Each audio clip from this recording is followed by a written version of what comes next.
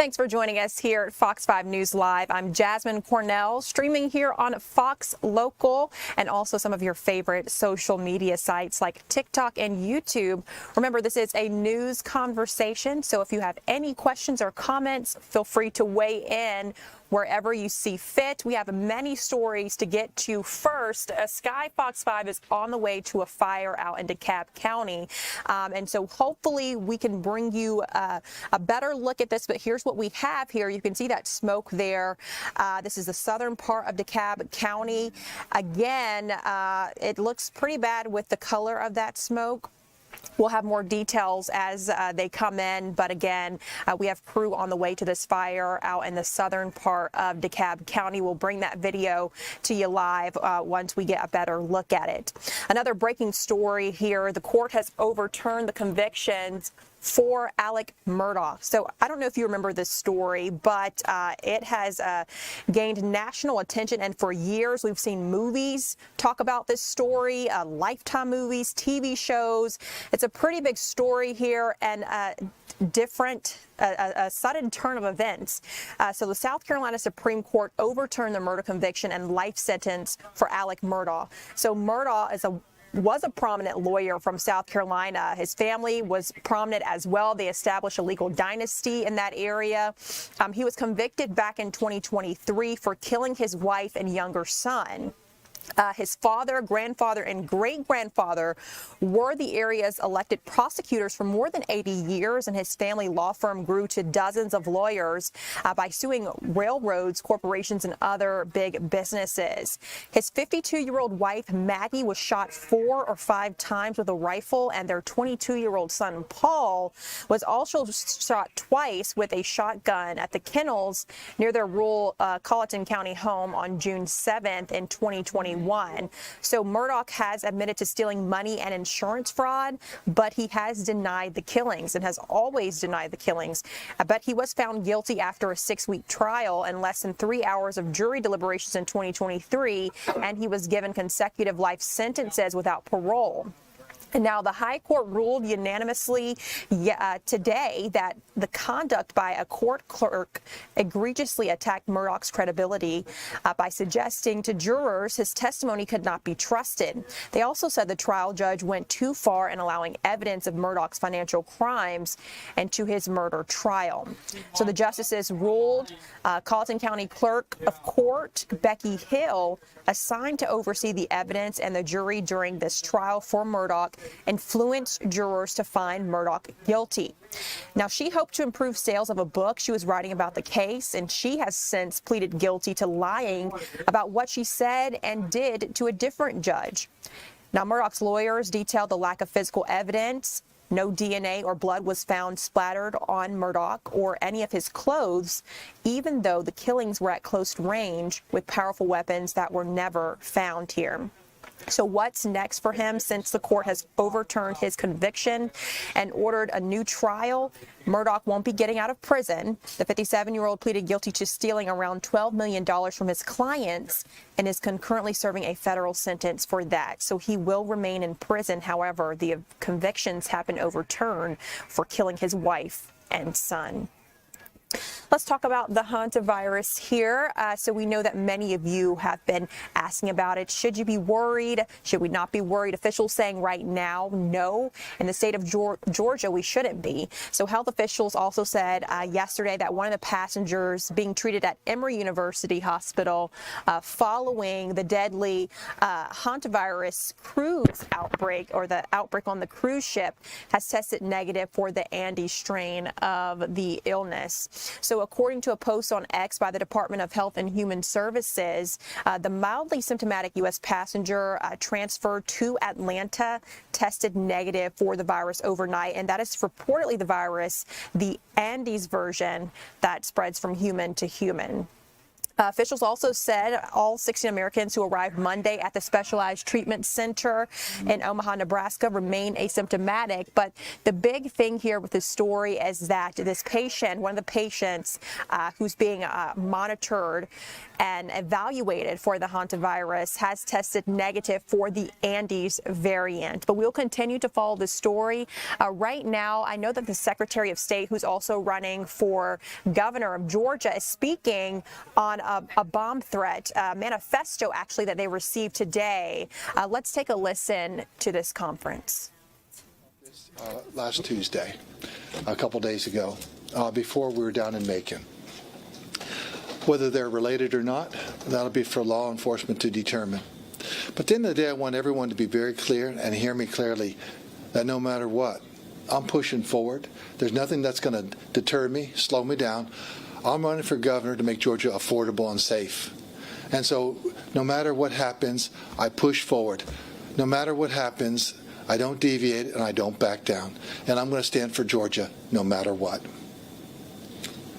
That's my statement on public safety. If you have any questions? Yeah, Secretary, you probably more than anybody in this building, probably more than anybody in this state, have become accustomed, I'm sure, to these types of threats since 2020.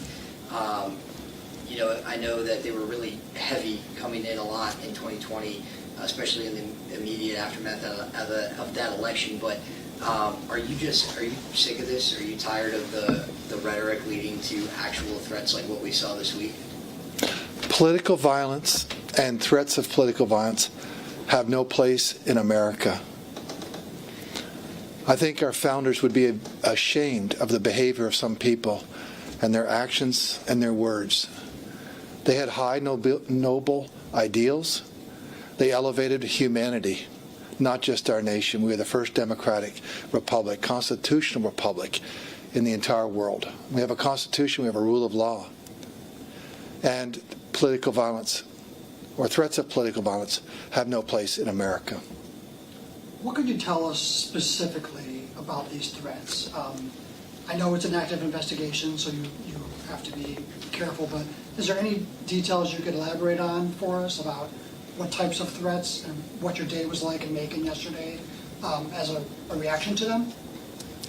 We'll let law enforcement talk about the type of threats, things like that. Obviously, what I'll tell you is that no matter what, there was the bomb sniffing dogs, GSP, Georgia State Patrol bomb sniffing dogs.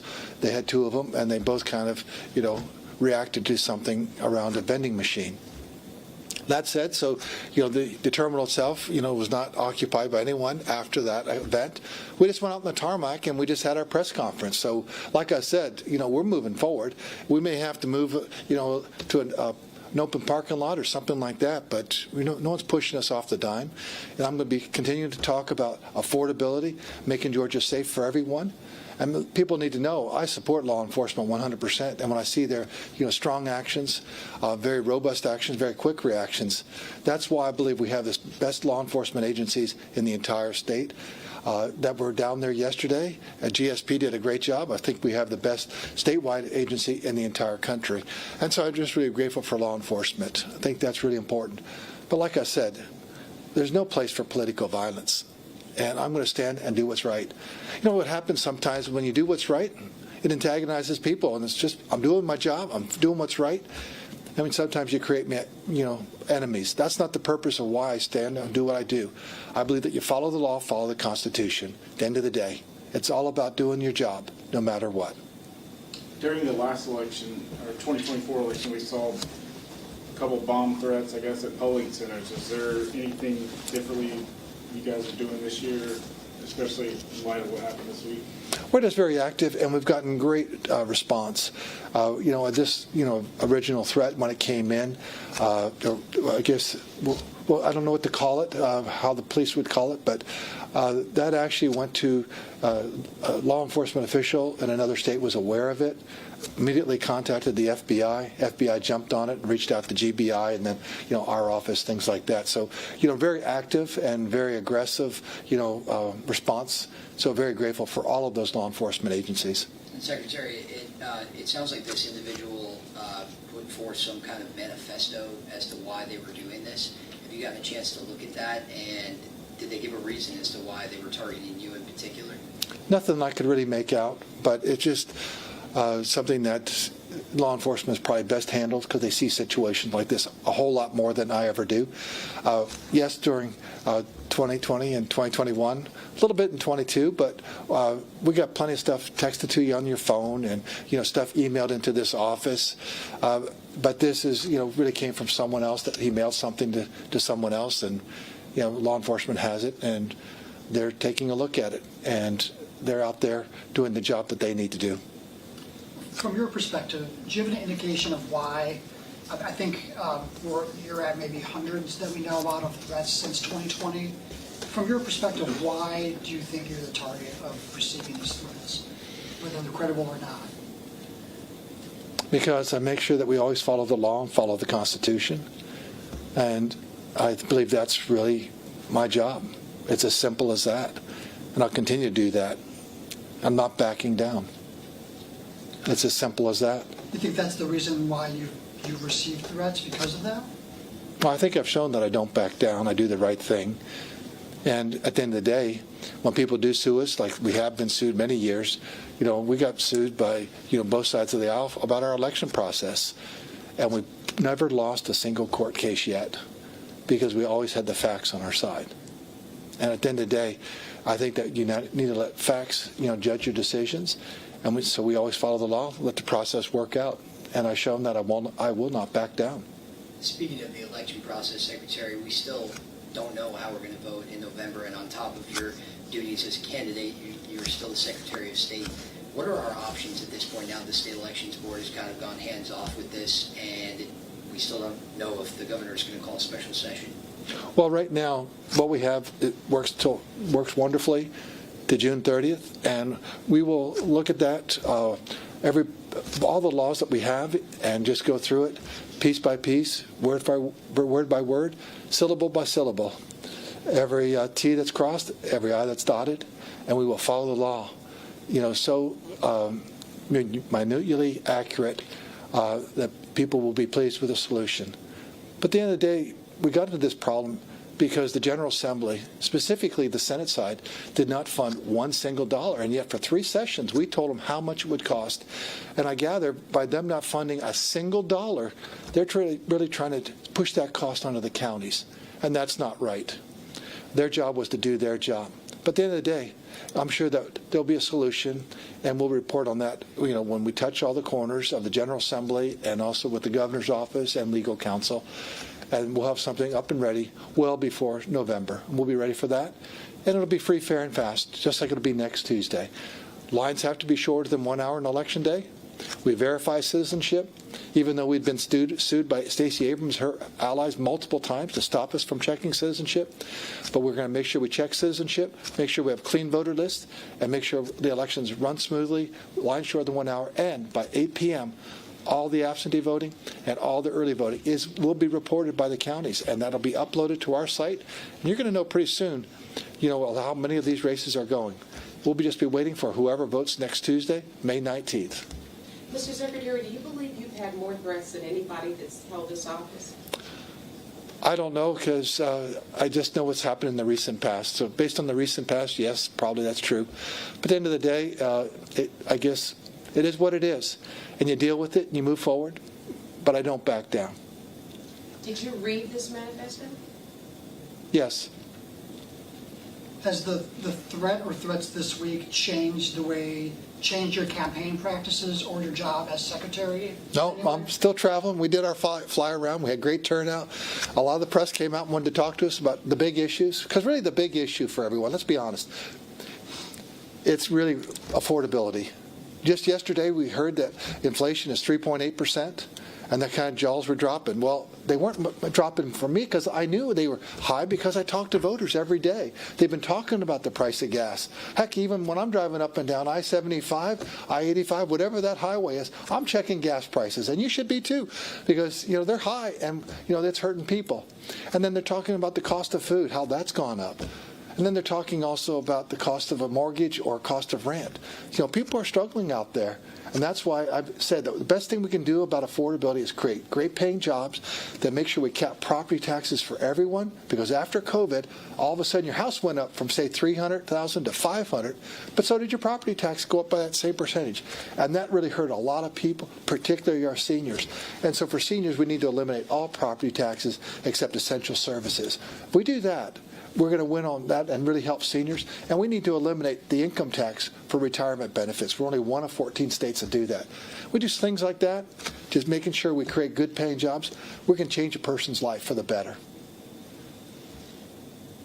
Do you have any concerns about your family in light of these threats? Oh, we always do. I want to make sure my family's safe. And, that's why I'm just really grateful for law enforcement. Has the security increased at all? Well, absolutely. When you have these kind of things that happen, and we've just been very grateful for everything law enforcement's done for us.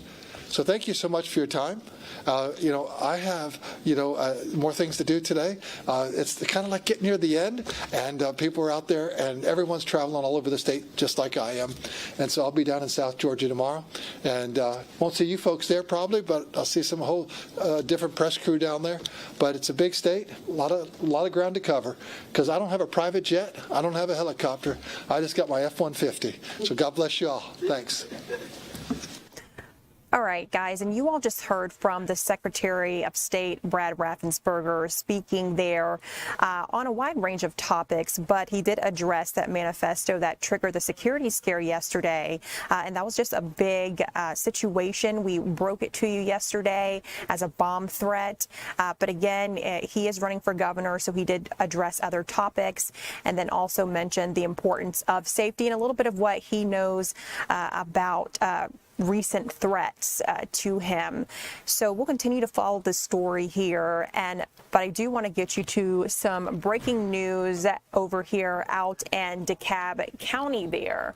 So we've been following this story. I brought it to you first a few minutes ago before that press conference started, and here's what we know. We have some more information here. Multiple tractor trailers are involved in this, and you can see crews there putting out the fire, those fires involved with these tractor trailers. Sky Fox is flying over this, and that's how we're able to get this view. But again, this is in South Dekalb County. Several tractor trailer rigs on fire, pouring that thick black smoke into the sky. And so this is at an auto repair facility near Bonsall Road and Cedar Grove Road, just south of I-285 and west of I-675, to give you a little bit of information on the location here. And again, you can see multiple fire units, those crews putting out the fire, pouring water onto the hot spots there on those rigs. 16 fire units are reportedly on scene. We don't have any word yet on the cause or injuries here, but of course we hope that no one was injured in this fire here. But again, 16 rigs involved, so this was a major fire, and when we first brought you that shot earlier, you saw thick plumes of black smoke billowing up into the sky. And so that has kind of calmed down from what I can see, but the crews are still there working on getting the fires put out with these rigs here. But we'll continue to bring you updates on that story. Again, that's out of Dekalb County, the southern part, near Bonsall Road, that is, and Cedar Grove Road, just south of I-285. For now, we're going to get out to our Fox 5 assignment manager, Tanya Mendoza. She has a look at what Fox 5 crews are working on. Tanya, it's so good to see you. Hi, yes. We were trying to figure out where that fire was at earlier, and we were thinking it was closer to PDK Airport than Hartsfield-Jackson. We had crews that were out there and letting us know about it, and they actually found it. So it's wild how we just figured out where the fire was, and our helicopter was able to get over that so quickly. So real quick, I'm just going to do something on our computer here, but I want to mention some stories that we're actually covering today. One from this morning when we had breaking news and sent Caitlin Pratt out to Glen Lake Parkway in Sandy Springs. It was a huge scene, and we found out about this because one of our employees' relatives saw all the SWAT cars heading towards this address on Glen Lake Parkway just after 8 a.m. According to Sandy Springs police, a victim reported being assaulted by a 33-year-old by the name of Dennis Carter, and he is the father of that person's child. Negotiators successfully convinced Carter to surrender peacefully. Carter faces false imprisonment, simple battery, family violence, possession of firearm during the commission of a felony, and reckless conduct.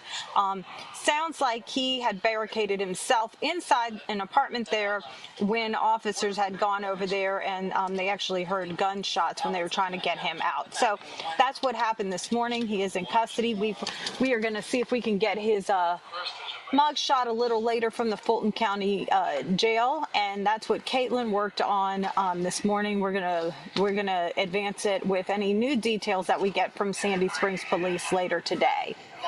Yes, looking Jasmine? forward to those new details there. But good news that no one was injured in this situation. I know as like a bystander of this, a standoff can just be scary. You know, you mentioned that one of our coworkers, family members or neighbors or something like that saw this.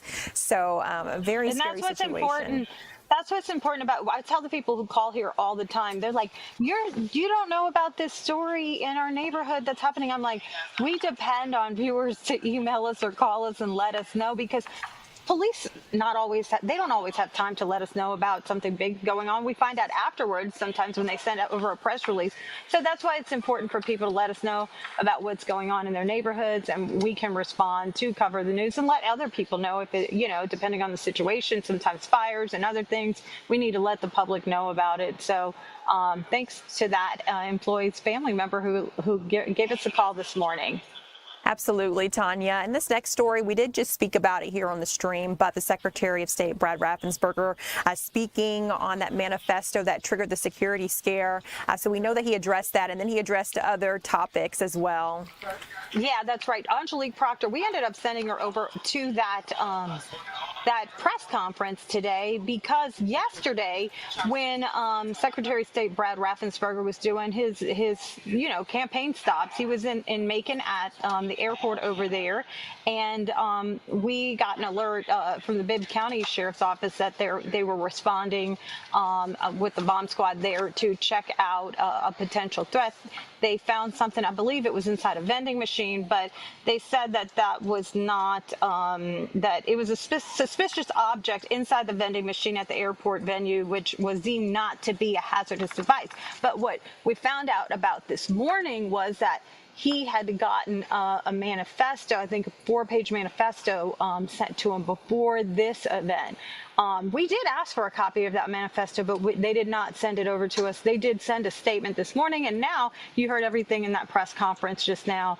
I did hear our reporter Angelique Proctor asking a few questions, including where she asked about if he's worried about his family. So all those details, we will have more from Angelique Proctor. I have reached out to the FBI. I haven't received an email back, but just asking them if they're involved in this investigation as well. Yes, looking forward to see what Angelique gets on this story as well. You mentioned the family comment, that question. That was a great question to ask there, because as a person in that role and you're running for governor, do you ever worry about your family being harmed in these instances and these alleged or attempted attacks here? So looking forward to what she gets on that story. This next story, we know that the World Cup will be here. Many people will be here in less than a month, and so the city of Atlanta has been preparing, and the fire department as well has been preparing. That's right. The Atlanta Fire Department held a little show and tell today over near Centennial Olympic Park. They hosted a media availability to showcase 5 new fire engines. These engines are part of the city's fleet modernization efforts and are in the final stages of preparation for frontline services. This process included a comprehensive inspection and outfitting to ensure safety and operational standards are met.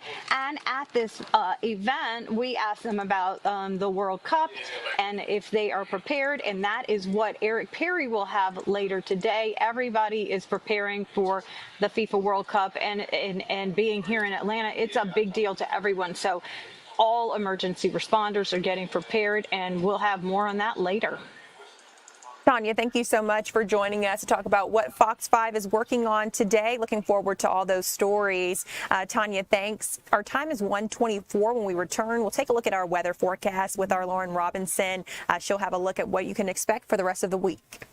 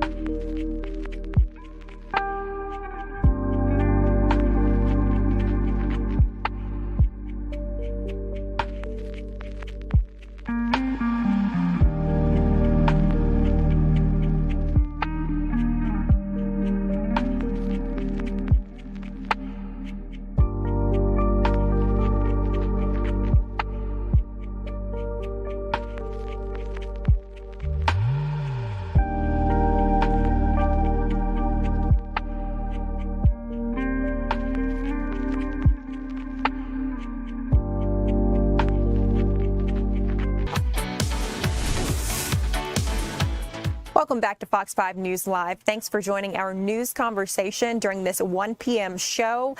Let's talk about weather. I'm so excited to see the warmer temperatures. I don't know about you, but hey, it's pool season. We're going to bring in our Lauren Robinson to talk about what you can expect. And happy Wednesday. As we go through the rest of the day, we are looking to stay mostly dry. I can't say completely dry because this cold front will eventually push its way through North Georgia, and with it we could see just a stray raindrop or two later this evening. In the meantime, on the warm side of this cold front, we're going to see those temperatures in the upper 70s to low 80s today. We will see that cloud cover begin to clear out, and then on the back side of it is where we will see those temperatures drop just a bit for our day Thursday. Now, let's take a look at what's in store. We go through the majority of the day dry with a good amount of sunshine, very seasonal temperatures this afternoon. By this evening, this cold front eventually passes us by, but it's very weak. We're not going to see a whole lot of change behind it, maybe a stray shower here or there, but mostly we're just going to look for those temperatures to fall a bit going into our Thursday, despite all of the sunshine, thanks to this high pressure system. So we're going to be sunny for the day tomorrow, but we will still be on the back end of this cold front, so those temperatures will drop just a bit, but that'll be very brief as we rebound going into the weekend.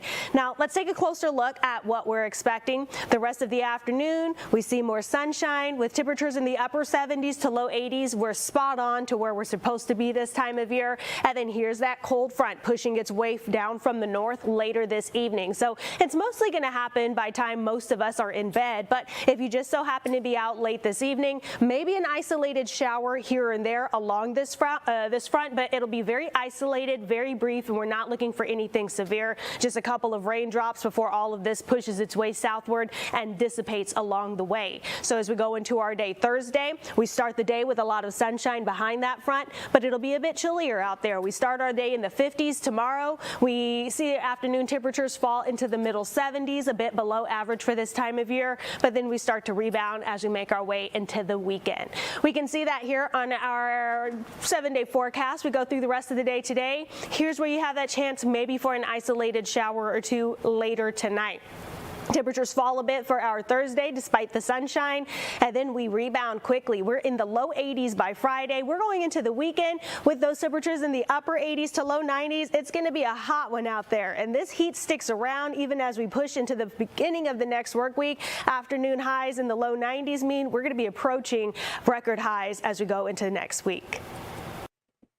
Lauren, thanks for that update. Let's talk about this major healthcare expansion out in Henry County. So the county there, Piedmont Henry Hospital, actually is unveiling its new patient tower today, and that's where we'll find our Eli Jordan. He has a look at this tower that will expand access to care for people in that area. Eli, thanks for joining us. Hey, good afternoon, Jasmine. Yes, I am in the new East Tower. They're going to have a ribbon cutting today, 5 p.m. And the final touches here, you can see people rolling in some things and all that. It's a $212 million investment. And Henry County, South Metro is growing exponentially. In Henry County, for example, since 2010, they have grown by 31%. And it's much needed here in this area. And Piedmont Henry is answering the call. And I'm going to kind of show you around while we talk about it some. And so this is a new tower that's been for nearly 2 years to the day since they broke ground back in May of 2024, May 16th, I believe. And so they broke ground, and 2 years to the day, here we are. We're going to have the ribbon cutting this afternoon or this evening at 5 p.m. And this will provide 24 more new ICU beds, 112 new beds total, and a new dining area, which, dietary healthness and all that is a big deal and all that. So they're going to have a huge new cafeteria here where you can come and have some good healthy food while you're staying. And but they're going to be able to provide more health care and just a bigger population here at Piedmont Henry. But I spoke to the CEO, David Kent of Piedmont South, spoke to him about the growing population and just how excited they are about today's event of the ribbon cutting. Here's what he had to say. We're beyond excited. This has been a 2-year journey that we've been on. We've needed more beds here in Henry County for quite some time, and so to be able to bring this project to life, and in just over a month we'll be taking our first patient into the first rooms, and could not be more excited about it. This is a massive investment in the care for people down in Henry County and the entire south side of the metro market that Piedmont has made, and really proud to be a part of it. I mean, how hard is it for hospitals just in general to anticipate growth and to meet those needs? Yeah, it's something we pay attention to. I mean, obviously part of our job as the main healthcare providers to this area is to understand what the population's doing. So we've watched with great interest the growth in the area, the population growth, the job growth. We have a great development authority here that has attracted new businesses to the area.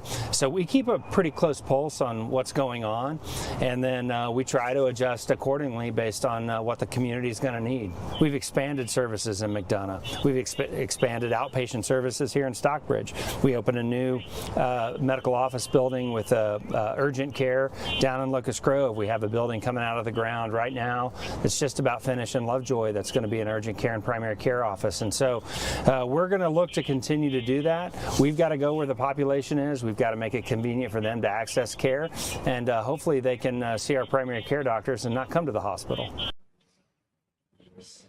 It's 5 p.m. ribbon cutting this evening, and they're going to have a little tour and maybe get beyond the lobby here, but I just got that new car smell. 112 more beds, and they even got 3 more ORs here during this construction. And so Piedmont Henry, they're expanding here in the South Metro. They're really showing up here and expanding all over here in the South Metro. But this is the big day here today here for the East Tower at Piedmont Henry. Ribbon cutting this evening at 5 p.m. And we'll show you more throughout the day. Jasmine? Eli, thanks so much for joining us to talk about this, a very important initiative here for people in that county. I'm glad to see that this new patient tower will be opened and people will have more access to care. Guys, the nation continues to remember Bobby Cox, and it was an emotional night last night at Truist Park as the Braves paid tribute to 2 icons, Bobby Cox and Ted Turner. Here's the Good Days' Elise Edie, Ron Gant, and Buck Langford with more on both of those legends. An emotional night at Truist Park as the Braves paid tribute to a pair of icons. Of course, we're talking about Ted Turner and Bobby Cox. Turner turned a fledgling Braves team into America's team, revitalizing Atlanta in the process of that. Cox was a Hall of Fame manager who helped build a dynasty here, including 14 straight division titles and a World Series victory. So here's Braves chairman Terry McGurk sharing his own tribute to the skipper. One other sort of emotional thing for me, it's pretty well known that when Bobby had his stroke, he was sitting at home on a Sunday afternoon signing a box of balls, and on each ball it was HOF number 6, Hall of Fame, and Bobby was, really good at signing balls and getting them out to people. Well, he had the stroke. He went down off the chair. His struggle to get rescued is well known. Heroic, toughest guy. Most people would have never made it out of that room. Bobby Cox did.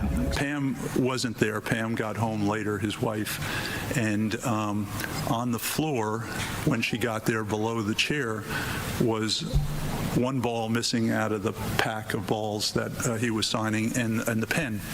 So when he went down, all of those things were right there at the base of the chair. So she picked that ball up and rightly concluded that that was the final ball that Bobby ever signed. And so to my great astonishment, Pam sent me that ball. And this is the ball that, and it says on it, Bobby Cox in his handwriting, HOF 2014 number 6. He signed that ball, last ball he ever signed. So, you talk about one of my most prized possessions in the world. That's it. And wow, what a story. Well, let's toss it now over to two people who got to know the skipper well through the years. Buck and Ron, I'll send it over to you. Yeah, what a treasured memento that is for Yes. Terry McGurk to have that. That's incredible. One thing about Bobby Cox is if you were here during that run during the 90s and those 14 straight division titles, he was, everybody called him the skipper. He was everybody's skipper. He was your skipper for real, but we all felt like he was the skipper, and everybody, hey, Skip, that was just one of those things. People felt like they knew Bobby whether they knew him or not. Well, and this is the thing, too. We all called him skipper. He was one of the best managers to ever put on a uniform, much less a Braves uniform. But a lot of people outside the baseball world didn't know that he actually played, he caught. Mm-hmm. He was a general manager and became our manager. So he knew baseball like the back of his hands, the inside and outs of baseball, on and off the field. So it's not a surprise that he had so much success as a manager and got we used to call him a player's manager. Mm-hmm. And a lot of people don't really realize what that means. He cared about you on and off the field because he knew if you were good off the field in your home life or whatever you did in your personal life was good, mm-hmm. he knew that took the pressure off you between the lines and on the field. So and it worked. Knew. Oh, absolutely. Yeah, it worked. I want to dig a little deeper though, Ron. I want to hear some stories. I know we've heard Jeff Francoeur share some really funny stories, mm-hmm. and I know you've got some too. You were telling me one time about I guess you struck out and you showed a little bit of your temper, and then how did that play out? So everyone in the Braves uniform that played for Bobby knew not to cross him. I guess one day I kind of crossed him a little bit, which I wasn't really intending to do. I think I did strike out with the bases loaded. It was a pressure situation. We could have scored some runs. I came in and I was kind of known as a hothead a little bit, and I threw my helmet and it ricocheted off the bench or something. I can't remember, and it hits Bobby in the leg, and I knew, I was like, oh my goodness. So Bobby looks at the helmet, he looks down, he was all calm, and then he just starts stomping on it, like with all this, just starts stomping on the helmet. And I was like, I got to go do something or I'm probably done. Yeah. So I go over, I say, Skipper, I'm so sorry. It will never, ever happen again. And he just looks at me and goes, it better not. And it never. It didn't, did it? From then on, I had never gone back into the dugout and threw a helmet or anything because he knew how to kind of, it wasn't like he was threatening me, but he kind of was, you know? So he knew how to kind of stay on that line of discipline and making sure that you had fun. And for a guy who could be so nice and mild-mannered, he also got thrown out more than any other manager, but mostly for defending his players. Was there a time that you remember you got him thrown out of a game? Yeah, well, I used again, I was a little bit of a hothead, so I used to scream at the umpires here and there if I thought a pitch. I never really caused him to get, but he would always come out and stick up for me. And that was with any player that ever had a beef with the umpires, with a ball. More times than none, it was a ball and strike situation. But he would come and he would let the umpire know. Sometimes he'd get thrown out and sometimes he wouldn't, but we knew it was a good chance that he's going to probably get thrown out of the game. So I didn't want him thrown out most of the time, so that's why I tried not to be the one to kind of spur that on. Yeah, my perspective is a little different than yours. Obviously, I grew up, and I was here during that run of excellence in the 90s, and I was watching Bobby Cox as a fan and the Braves as a fan. Well, in 92, I was an intern, so I was down there. I interviewed you, I interviewed Bobby. I was kind of down there and got to know these guys a little bit. And then I come back and work here in 1999 and basically covered the Braves for many years. That's actually in 2014 when they were opening up that Lake Point facility. So Bobby was one of the investors in the Lake Point facility, which anyone that's done anything with travel sports knows that place is fantastic. But I was always, because I watched him first as a fan, I was always a little intimidated by Bobby Cox, but he was always kind. One of my favorite memories was you would interview Bobby after the game with a cigar, and we all cram into this tiny little office. He still have his spikes on. Right, still have his spikes on. We had to talk to Bobby before they opened the clubhouse for the players. Smoky room, tiny, everybody crammed in, really uncomfortable, stretching your arm across. And plenty of times I interviewed him, but one of my favorite memories was sitting in the dugout pregame. After all the official stuff was done, he would just sit there and talk. And that is where I picked up so many nuggets, so much information that I would use in my live shots before Braves games, because he was no cameras, just a bunch of guys sitting around talking baseball. Did you ever hear music when you came into the clubhouse? No. No, you didn't. Because Bobby knew if someone would play a certain type of music and someone else, one of the other players, didn't like it, he knew there would be friction and maybe a fight or something like that. So he was like, no music in the clubhouse. You can bring your headsets or whatever and listen to music, but no music in the clubhouse. We're out of time, but Nora, I apologize. I got to ask one more question to Ron. The A in the locker room. I don't know if you don't cover up the A in the locker room, and that was important to Bobby. No, because the clubhouse, I guess. And it's one of those things where Bobby took pride in what he did. Whether you go back and look at how he played, how he was a general manager, and how he managed the ball club, the pride was not the back of the jersey; it was the front. And it was that A. So do not cover up the A. No. He did things his way, but man, was it successful. It worked. And we're all grateful for Bobby, and also Ted Turner. I have to mention Ted too, because he was around a lot and he put us on the map. Been a tough week for Braves country. Yes, it has been really tough, very emotional for all of us. Great stuff, Ron. I enjoyed catching up with you on that. And they convinced. Wow, what a wonderful story there. That was our Ron Gant, Buck Lamford, and Elise Edie, remembering Bobby, the skipper Cox, and also Ted Turner. So your time is 1:42. When we return, we'll talk about what is trending on fox5atlanta.com and Fox Local.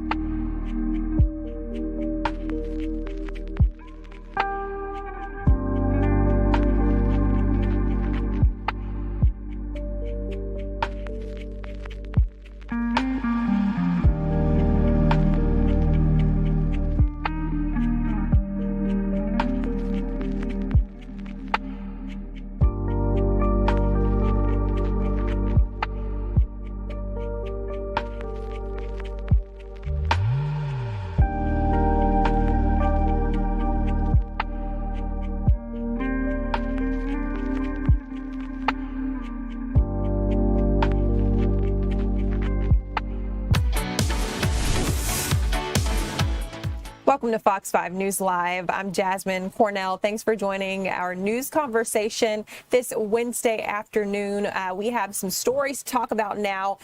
What's trending on Fox Local and fox5atlanta.com. These are the stories that you've been clicking on the most today.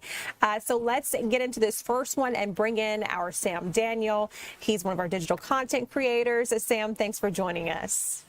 Hey, Jasmine, it's great to be here. And I know we're on a little bit of a crunch today, so I'll just go ahead and dive in. Our first story that's up is about the one and only former Representative Marjorie Taylor Greene. She has been in the news for a long time since joining Congress. She left Congress in January, but she is still in the news now for two different feuds that she is in. The first one is with conservative commentator Laura Loomer. Greene recently sold her house, and according to TMZ, it sold for about $1.1 million after she purchased it with her former husband back in 2020 for $610,000. Now, as the sale happened, Greene, who was recently engaged to a new conservative radio talk show host, conservative journalist, was in Costa Rica. And when that happened, Loomer came out and accused Greene of leaving the country and moving to Costa Rica with her fiance, Brian Glenn. But Greene says that's completely not true and that she is a Georgia resident. She just sold her house to move somewhere else in Georgia. And now, if you remember, she's been swatted a few times. There's been a whole lots of things that have happened at her house, so it makes sense that she would want to move. Another feud that she is in, Greene and AOC are going back and forth about possible insider trading. AOC talked about Greene at a University of Chicago Institute of Politics meeting. She said that Greene can't be trusted on things involving Israel and Gaza. She says that Greene is a proven bigot and anti-Semite. Greene has pushed back. She says she is not anti-Semitic, and she just argues that what she cares about is the U.S. funding the U.S., not the U.S. funding Israel. Very interesting here. Marjorie Taylor Greene back in the spotlight. Her name has been in the spotlight for a while, but this for a different reason. Very interesting.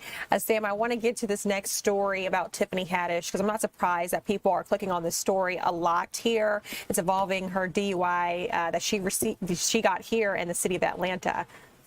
So it was actually in Peachtree City. But yes, it's in Tiffany Haddish. She got this DUI on January 14th, 2022. Police said she was charged with DUI after they got a phone call about a driver sleeping at the wheel. When they got there, found the car matching the description, they pulled Haddish over and arrested her. Now, though, Tiffany Haddish is asking a Fayette County judge to dismiss her case because she says that her right to a speedy trial was violated. It's been 52 months since these charges were taken out against her. And so her legal team filed a motion on Monday asking for the court to throw it out because the court has failed to rule on a suppression motion that they filed more than 2 years ago.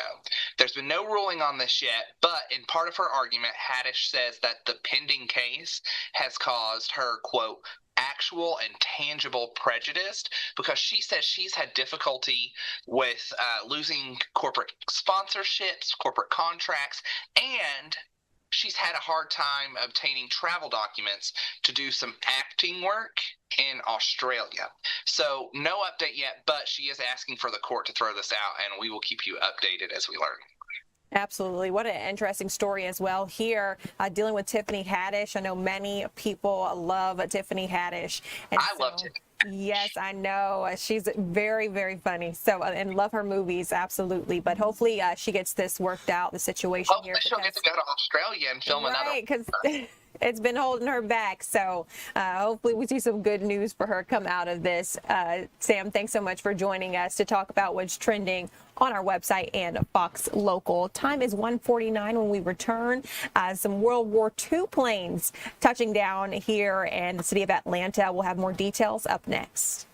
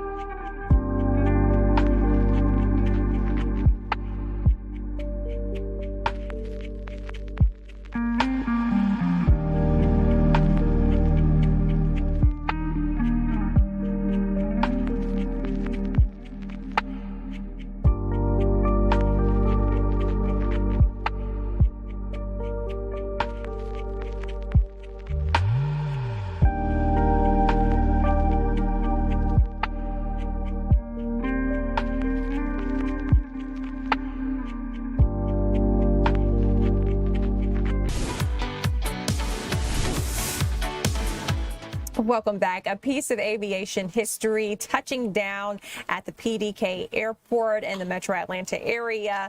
This featured attraction here is the B-17 bomber, and I know that will draw a lot of aviation enthusiasts. Let's get out to our Chris Rosenthal, who's been covering the story.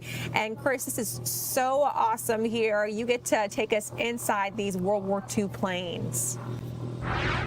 Yeah, absolutely. That B-17, it's on its way. Got a little bit delayed, as old aircraft do, but it is on its way. I'm told it should be here in about an hour here at PDK. And yes, you, the public, can come take a look. Behind me, this one that you're looking at, this is a B-25, also World War II era aircraft. It was here Monday. It's a bomber, and it is beautiful. It is the made in the shade aircraft. So loving it here. People can come by here starting yesterday and going through the weekend. People can come by and take a look, and starting this weekend, and actually I believe tomorrow, people can get book rides on these aircraft. So this is all part of commemorative Air Force's efforts here. These planes coming from Arizona all the way to be here on a tour going on all summer. But I'm joined by Jamie McPherson here from the Commemorative Air Force Air Base Arizona here, and tell me about the aircraft that's coming in here, this B-17. Sure, absolutely. Good afternoon, everybody, and thanks for having us here in Atlanta. The B-17 that's currently en route should be here in about an hour, and it is one of the most important aircraft from World War II. The B-17 is part of how the Allied nations won the strategic campaign, the bombing campaign, against Germany in World War II by essentially destroying factories, bridges, railroads, in order to basically cripple the enemy's ability to wage war against us, so that we were actually able to even go and land in Normandy for D-Day. It would have been impossible without, I'll say, that year or two of precursory bombing efforts that were carried out mostly by B-17s and B-24 bombers. There's only about 40 B-17s left in the world. Most of them are static display. Right now, only 3 are flying anywhere in the world, and only one of them is giving rides, and that's the one that we're bringing here today to PDK. Her name is Sentimental Journey, built in late 1944. Served in the war, but not in combat. It was used for photo reconnaissance, which is part of why she was so well preserved, why we still have the aircraft. But most people who know a lot about this kind of thing will look at the B-17 we're bringing in and tell you, of all the ones out there right now, this is one that is most true to combat configuration. So we've done a really good job restoring it. And so you can come out here, of course, to PDK. The rest of the week, you can book rides on it in the morning from 9 to 2 p.m. And then after 2 p.m. it'll be open for static viewing, meaning you can come in, climb through it, look around, see it, smell it, feel it, and really experience the aircraft for what it is. Because all it really is 4 big engines and a little bit of aluminum sheet metal. It's a very different experience to anything you would know from, say, commercial aviation or even from private aviation. If you have like a buddy with a Cessna or something, this is a whole different ball game entirely. And this plane, we may have seen it before. It's been in some movies too, huh? Yes, it has. So it's been in 4 movies, but including some more well-known ones: All the Brave Young Men, 1941, and now most recently Masters of the Air. And if you've seen that series on, I believe it was HBO and Paramount, it's pretty incredible, but a lot of it's CGI. But all the sounds you hear, every single engine sound, every alarm bell, literally any sound you hear was actually taken off of our B-17. So they came out with over 200 different microphones wired up the whole airplane and had us go through everything: the door latches, the switches, you name it.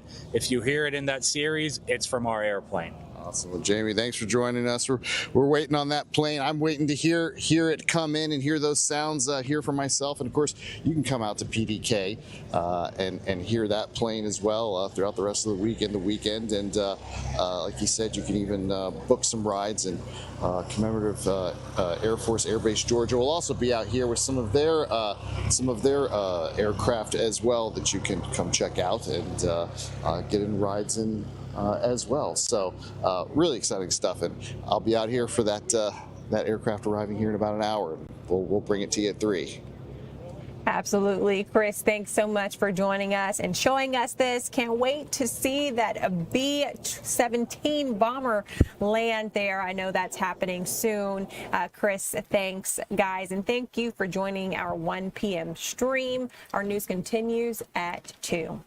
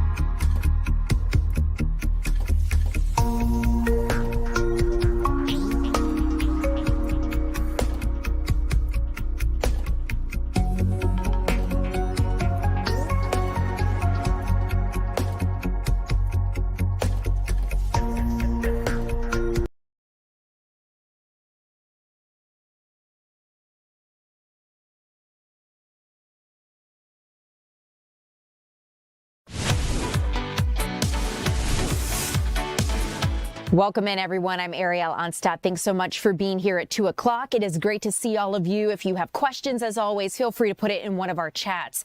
I want to continue with some of the stories we're following in our newsroom. A lot of things related to the World Cup. Of course, the latest on the Hantavirus. But let's start here because we're learning more about a manifesto that triggered a scare at a campaign event for current Secretary of State Brad Raffensperger. Now, you know he's running for governor of Georgia, and he revealed that a manifesto was sent to him shortly before a suspicious item was found at the Macon airport.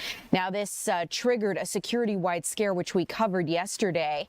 And while the item discovered was determined not to be hazardous, officials say that security threat does remain active because of that manifesto. So law enforcement agencies are reviewing the document, and they're trying to figure out whether or not there are any specific motivations that could lead to action. So this is something that we're going to continue to keep you guys updated on as we learn more information. Our Angelique Proctor is following up on this and will join us coming up here at 3 o'clock. I know this has a lot of you talking. Now, one of our top stories here on Fox5Atlanta.com is you're taking a look at this case that gained national attention. South Carolina Supreme Court has overturned the murder conviction for Alex Murdaugh, and they've ordered a new trial, the Supreme Court in South Carolina. And ultimately, in 2023, for backstory, a jury found Murdoch guilty of killing his wife and one of his sons. The state Supreme Court says Colton County clerk Rebecca Hill improperly influenced the jury when she told jurors not to be fooled or convinced by Murdaugh's defense. Hill oversaw the jury and the evidence, and the state Supreme Court also ruled the judge should not have allowed evidence of Murdaugh's financial crimes during that murder trial. Murdaugh's serving a 40-year federal sentence after pleading guilty to stealing around $12 million from his clients. State prosecutors have not said whether they're going to retry him for murder. This is something we're going to continue to follow closely as we take a look at this story. A little closer to home here, we know that we are less than a month away from the FIFA World Cup right here in Atlanta. And a big concern, of course, is human trafficking. Do we know how to spot the signs? And especially at a lot of busy places like Atlanta's airport, transit hubs, do you know what to look for? Our Tyler Finger joins us live. And Tyler, I understand knowing what to look for was the big focus of a training today. Yeah, Ariel, good afternoon to you. Well, actually, that training is going to be happening tomorrow, but they have done trainings over the past couple of months to make sure that airport employees here at the world's busiest airport, as you said, know what to look for when it comes to human trafficking, because they're expecting upwards of some around 500,000 people to be in the Atlanta area. And a lot of those folks are going to be coming through Hartsfield-Jackson Atlanta International Airport, especially if they're traveling in from out of town or traveling in from overseas. And leaders here say it must also serve as a powerful line of defense against human trafficking. As Atlanta prepares to welcome the world, airport leaders are continuing to focus on human trafficking prevention. With massive crowds expected for the 2026 FIFA World Cup, officials say this global moment is an important opportunity to strengthen its existing efforts and expand frontline awareness. Hartsfield-Jackson, already a key player in anti-trafficking work, is partnering with Rescuing Hope, a Metro Atlanta nonprofit, to provide enhanced training for employees, helping them better identify warning signs and respond appropriately. They've already done some training, and tomorrow they'll be conducting another round, from controlling behavior to travelers without control of their own documents. The goal is to help staff recognize troubling situations in real time. And officials say the message for employees and travelers is simple: trust your instincts and report anything that doesn't look right. Take a listen to what officials told me. ATL is a first touch point for the world, and as a first touch point for the world, we want to ensure passenger safety and safety for all. One of the things that we're doing to ensure that is providing frontline employee trafficking training, so that all of our employees here have the proper training, enhanced training, and are ready and prepared for the World Cup.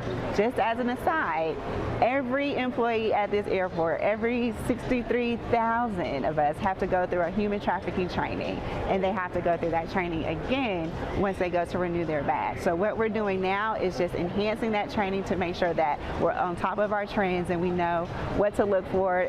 Indicators change, people change, so we just want to ensure that we are staying on top of everything so everyone feels safe and know that they are safe traveling through ATL. When you have more people coming into our city for any given event, then there's likely to have an increase of demand for people paying for sex.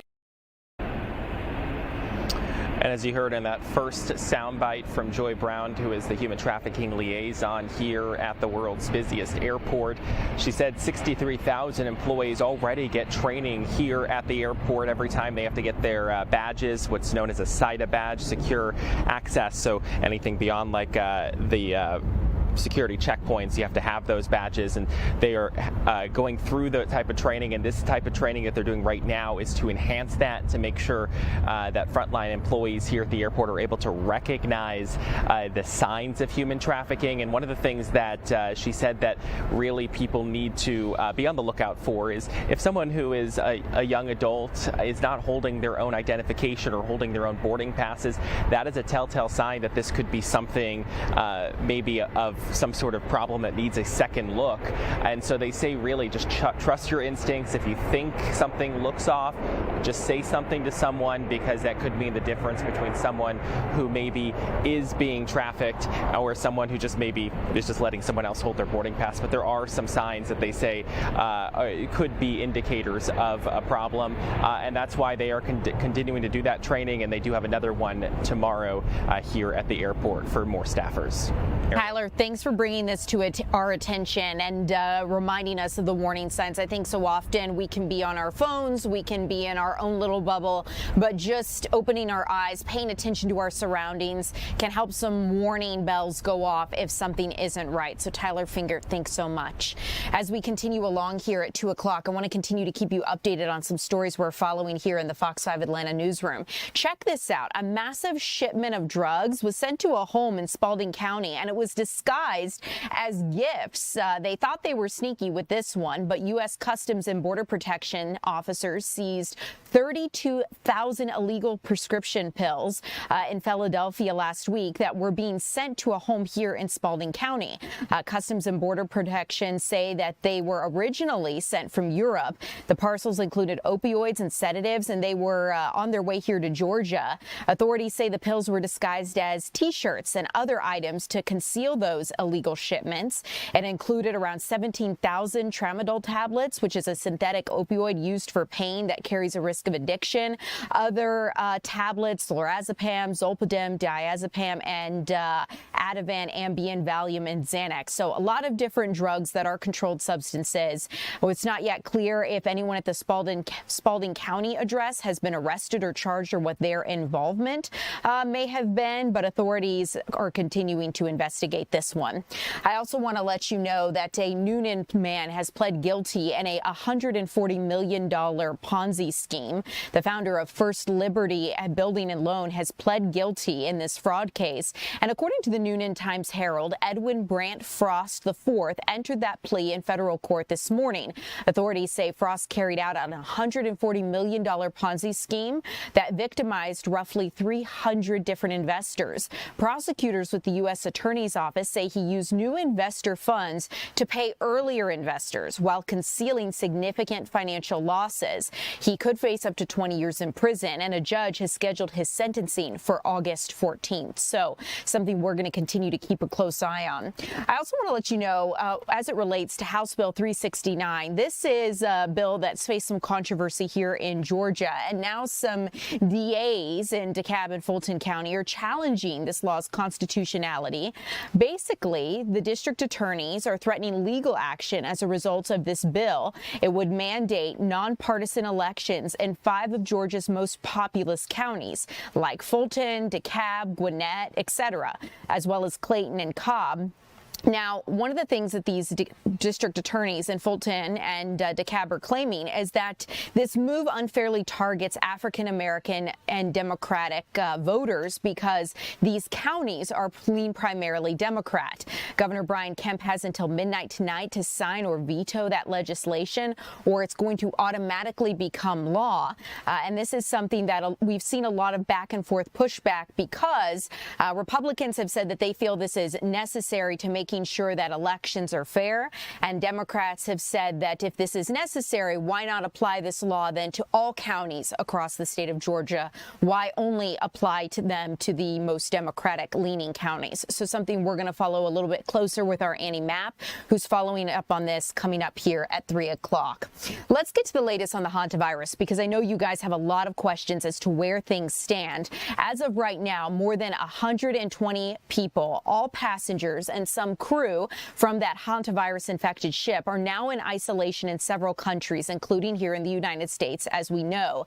Now, despite years of research, many questions have yet to be answered as it relates to the Hantavirus, including how exactly it spreads or how long it can survive outside of a host, and why it can be mild for some people and severe for others. The outbreak has reached 11 reported cases, and 9 of which have been confirmed. Now, a French woman infected on that cruise ship is fighting for her life, being treated with an artificial lung. All passengers, or rather not all passengers on the cruise ship at the center of this outbreak, are in formal quarantine. The CDC says that 2 Washington state residents came into contact with an infected cruise ship passenger on a plane. They were all seated together in the same row. Now, both of those people who were infected, who were on that plane traveling from the cruise ship, are monitoring symptoms at home. Other Americans on board that cruise ship are in quarantine facilities in Nebraska and right here in Atlanta. One patient gave a tour of his room at the University of Nebraska Medical Center, and we saw some of that video just a bit ago. But despite all of the work being done to contain the virus, experts say more cases could emerge. They don't want you to be alarmed, but they're trying to figure things out. Take a listen. Because of that long incubation period of 6 to 8 weeks is why we're seeing a few more cases trickle in. But again, it's not going to spread like we saw with, COVID or measles or the flu. So you heard a little bit about what one doctor has to say regarding this outbreak. In Argentina, meanwhile, health officials are sending a team to investigate the outbreak. They're going to that spot at that landfill where that Dutch couple is believed to have contracted the Andes strain of the virus before boarding the cruise ship. Keep in mind, the patients here in Atlanta have tested negative for the Andes strain of Hantavirus. The leading theory is that those tourists became infected at a garbage dump in Ushuaia in Argentina during a bird-watching trip. As for the ship at the center of this outbreak, it is sailing back to the Netherlands to be cleaned and disinfected. So we're going to continue to keep you updated on this.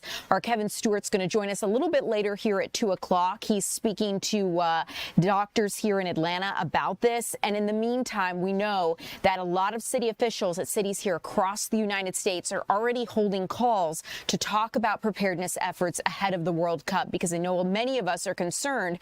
How do we prevent any illnesses or outbreaks, considering we're about to have an influx of people here in our country for this global event? Speaking of infectious illnesses, we're watching something unfold on Capitol Hill today, where a CIA whistleblower is testifying before the Senate on the alleged cover-up in the origins of the COVID-19 virus. The Senate Homeland Security and Governmental Affairs Committee is hearing from James Erdman III on allegations that cover-ups of COVID-19 were deep within the federal government and intelligence community. Now, this is a part of Senator Rand Paul's crusade against the National Institute of Allergy and Infectious Diseases Director, Dr. Anthony Fauci, and examining the origins of the virus. Now, that hearing today comes on the heels of the DOJ's deadline running out to be able to charge Fauci for allegedly lying to Congress about gain-of-function research. Now, that is controversial research that could boost the transmissibility and virulence of a virus by altering its genetic code in relation to COVID-19. The statute of limitations to take action against Fauci for this particular issue did expire on Monday of this week. Fauci has vehemently denied accusations that he lied about the National Institutes of Health's role in funding research at that Wuhan Institute of Virology in China. He says that that research did not meet level of gain-of-function research. But take a listen to what Senator Rand Paul had to say outside of chambers today. There was a scientific consensus at the CIA that the virus came out of the lab, that there was a lab leak. Anthony Fauci intervened in 2021, and at his behest, it seems like the CIA changed their conclusion. Internally, their scientists were concluding that it came from the lab. After Anthony Fauci came in, he influenced their higher-ups to overturn the idea that it came from the lab. I think that's a pretty serious, protocol, and shows that there was a conflict of interest from early on. Chairman Paul, where does this go from here? Obviously, the testimony that we've heard about the extent of the cover-up within the CIA and Dr. Anthony Fauci's role in all of this. What is your next move? We're continuing to interview people. We're continuing to look at documents. There's more news to come. We're going to have something next week that also has to do with these conflicts of interest. Is there anything that can be done regarding Anthony Fauci, given the fact that the DOJ has now not, pursued that 5-year statute of limitations? The 5-year statute of limitations would also apply to a July testimony, so there are a few more months on him lying to Congress. There is also the question of, destroying records, destroying emails, encouraging others to destroy emails, which is against the law. There's also the question, conspiracy charges have been filed against David Morenz, who was a longtime lieutenant of Anthony Fauci. But there's always the overhanging question of the pardon. We've never had a pardon challenged before that I know of being successful. But we've also never had a pardon that was given for 10 years for unspecified crimes. So that really is, something that I think is and should be questioned. The other question is whether or not you can pardon somebody if the president really never was conscious of the person he was pardoning and it was done by an auto pen. So there are a lot of questions, and I've sent several criminal referrals, on Anthony Fauci, and I hope they will be pursued. Now, the CIA has condemned Senator Rand Paul and the committee for subpoenaing that CIA agent to testify today. The director of public affairs for the CIA, Liz Lyons, wrote, quote, "Witness testifying today is not appearing as a whistleblower in pursuit of the truth, but instead in response to the subpoena issued by Chairman Paul." So this is something we'll continue to follow closely. In the meantime, President Donald Trump is now in China for a multiple-day summit of high-stakes meeting with Chinese leader Xi Jinping. The two are going to discuss trade, tech, and Taiwan, but truly the war with Iran is looming over this trip. You can see the president greeted with much fanfare off of Air Force One, a grand arrival with 300 Chinese teenagers chanting, "Welcome, welcome." Now, the beginning of a lot of fanfare to come because this is a long-awaited reunion between the two leaders. There are several thorny issues to discuss. We know that President Trump is prioritizing economic talks, and he brought more than a dozen prominent U.S. CEOs with him. And you can take a look at the list here, including Apple's Tim Cook, NVIDIA's Jensen Huang, and Tesla's Elon Musk, among others. Now, this is seeming to be a bit of a dollar diplomacy, being that he's bringing those CEOs. Tariffs, rare earth minerals used in chips, and artificial intelligence will be discussed, as well as Taiwan, the world's largest chip maker. The elephant in the room here is absolutely the war in Iran. President Trump says he does not need Xi Jinping to intervene, but China is the largest buyer of Iranian oil and could convince Iran's regime to make a deal if the United States is able to get it to not buy that oil. President Trump will have two meetings with the president of China this week, with the first one being Thursday morning Beijing time, and that would be late tonight here Eastern time. So something we're going to closely follow. In the meantime, here on United States soil, lawmakers are demanding answers as to the true cost of the war with Iran. The president's war secretary and Joint Chiefs Chairman were back on Capitol Hill asking for a $1.5 trillion budget request. Lawmakers are asking for more information regarding how the war's true cost has been tallied. The hearings were supposed to address the budget request, which is a 44% increase from last year. Secretary Hegseth and Joint Chiefs Chairman General Dan King were pressed on the war's real cost, and I'd like to let you take a listen to some of that exchange. Any idea when we're going to get this supplemental? Trying to get a reporting of the dollars that have been spent in this has been excruciating. When it's relevant and required, we will share it. You can see the back and forth between the Joint Chiefs Chairman, Secretary of War Hegseth, and lawmakers. Now, the Pentagon's comptroller says the war cost is now $29 billion, $4 billion more than 2 weeks ago. Lawmakers want to know why the United States has not been able to reopen the Strait of Hormuz as well.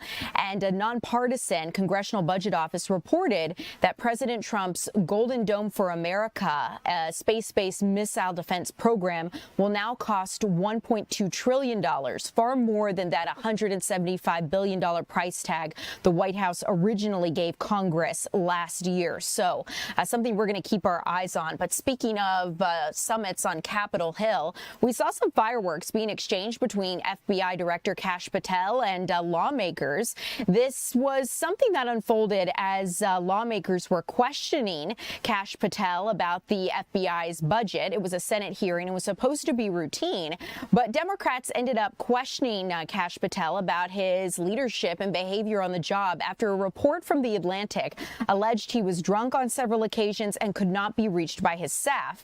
Now, Patel later sued The Atlantic for defamation, but during this budget hearing, Democrats brought this issue back up, not originally on the agenda. Patel denies the claims and says the FBI's record under the Trump administration speaks for itself. Take a listen. If you want to pass out liquor or pop bottles in a locker room, stick to podcasting. Leave Law and Order to people who really do care about justice and appearances. That is really critical. If people want to continue the baseless, fraudulent, false personal attacks at me, that's great. Keep the target on me as So you can see a little bit of that exchange as it unfolded. Patel doubled down, saying he doesn't drink on the job and never has. And The Atlantic says it stands by its reporting. One thing as we continue to track the latest with the war in Iran is inflation, because new numbers have come out. And I saw some of you guys talking about this and asking some questions. So let's get into it, because inflation is now at its highest level since 2023. As the war with Iran continues, we've seen a lot of consumers start to shift their habits. Whether it's filling up the gas tank or going to the grocery store to stock up for food for the week, a lot of you are simply saying that prices are too high and it's forcing you to make sacrifices on what you might buy. Maybe you're going to wait for a sale or put some things back. The U.S. Bureau of Labor Statistics shows an inflation surge of nearly 4% here in the United States, the biggest jump in the last 3 years. And the root cause really is the war with Iran.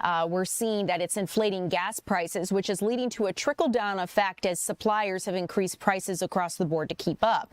According to AAA, gas prices in Arizona are up more than 45% from this time last year, reaching an average of $4.50. Some people have to continue to pay for gas regardless. They can't drive less, and that would be truckers, rideshare drivers, and ranchers who rely on fuel in order to make a living.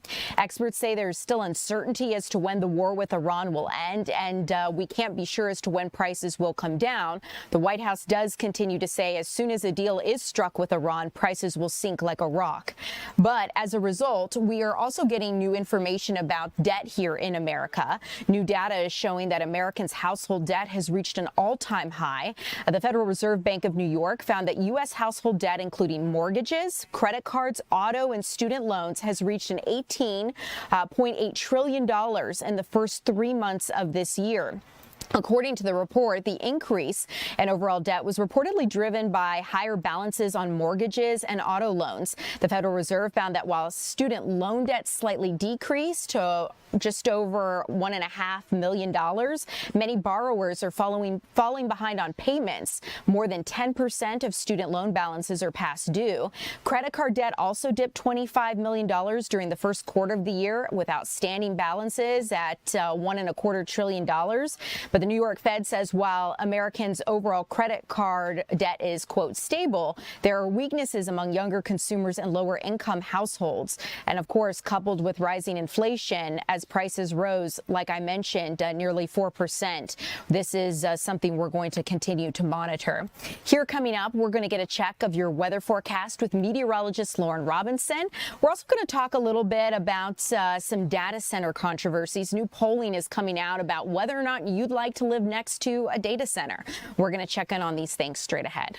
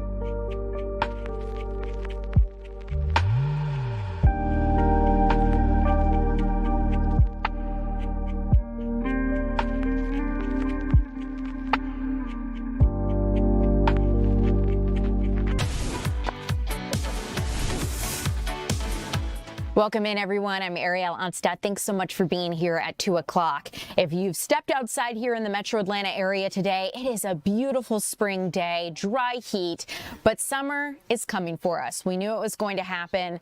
Meteorologist Lauren Robinson has the timing.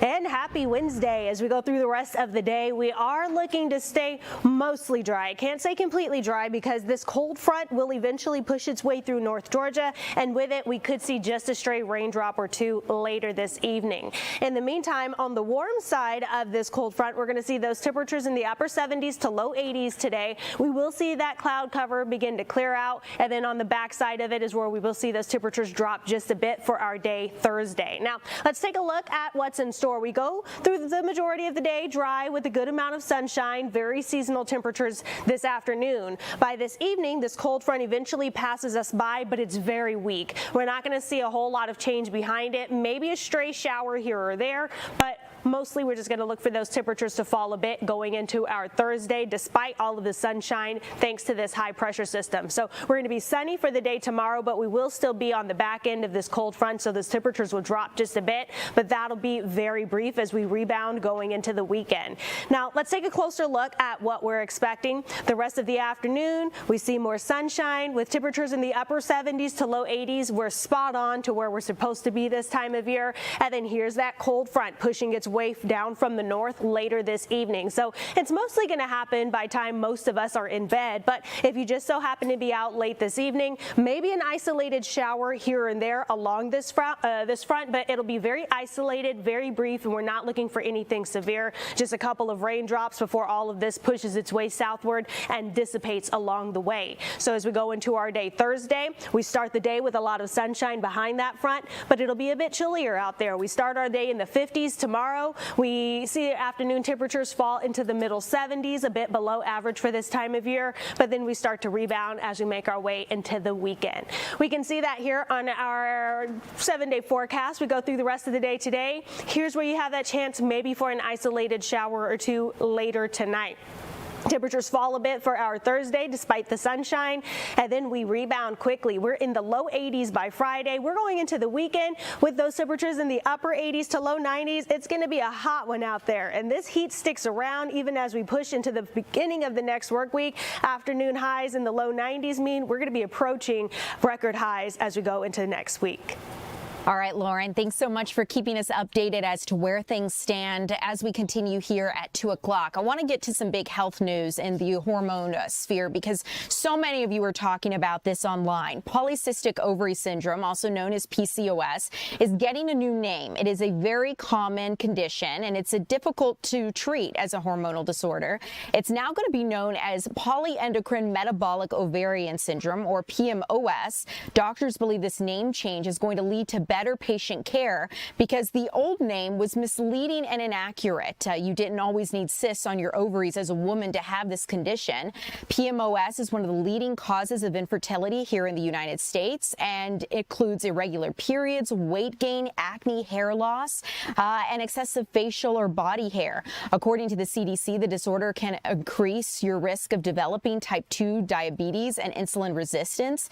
And the Lancet Medical Journal announced the name change just yesterday. According to the Lancet, PCOS encompassed diverse metabolic, reproductive, endocrine, and a host of other features, and that this old name reflected only one organ. So for those of you who deal with this, curious to hear your thoughts.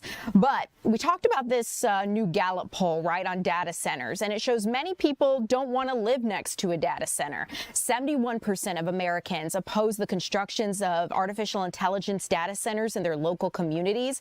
And we've seen this battle unfold here in Georgia where so many communities don't want to live near a data center. It was the first time that Gallup actually asked this question of Americans, and 48% said they would never and will never live near a data center. 23% somewhat opposed the idea, and just 7% strongly favored it. They cited economic benefits like job creation as a reason. Half of the opponents cited the data center's drain on resources like water, energy, energy usage and environmental impacts as reasons for opposing them.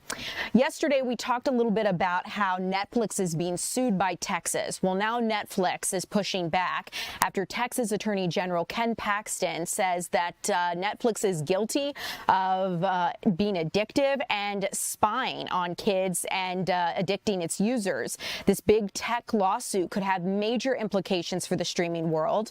The Texas AG sued Netflix, saying that the company is using its platform to steal from users and specifically designed its app to be addictive. But Netflix CEO Ted Sarandos is telling Fox News those allegations aren't true, saying they have the most transparent privacy policies in the industry. Sarandos did say Netflix catered to customer desire in early days by not advertising and re-releasing all of its original programming episodes at the same time, effectively creating the binge watch phenomenon. But this legal action follows rulings against other big tech companies like Meta and YouTube, which were found guilty of violating consumer protection in separate lawsuits. This is something we're going to closely monitor because it could have implications for the streaming world here across the nation. Not to mention, some lawmakers are floating the idea of regulating streaming services the same way broadcast is regulated, meaning they'd be subject to oversight by the FCC. So something we're going to continue to keep an eye on. As we continue here at 2 o'clock, we're going to check in with our Eric Perry about how Atlanta's first responders are preparing for the World Cup, some specific steps that Atlanta Fire and Rescue are taking coming up.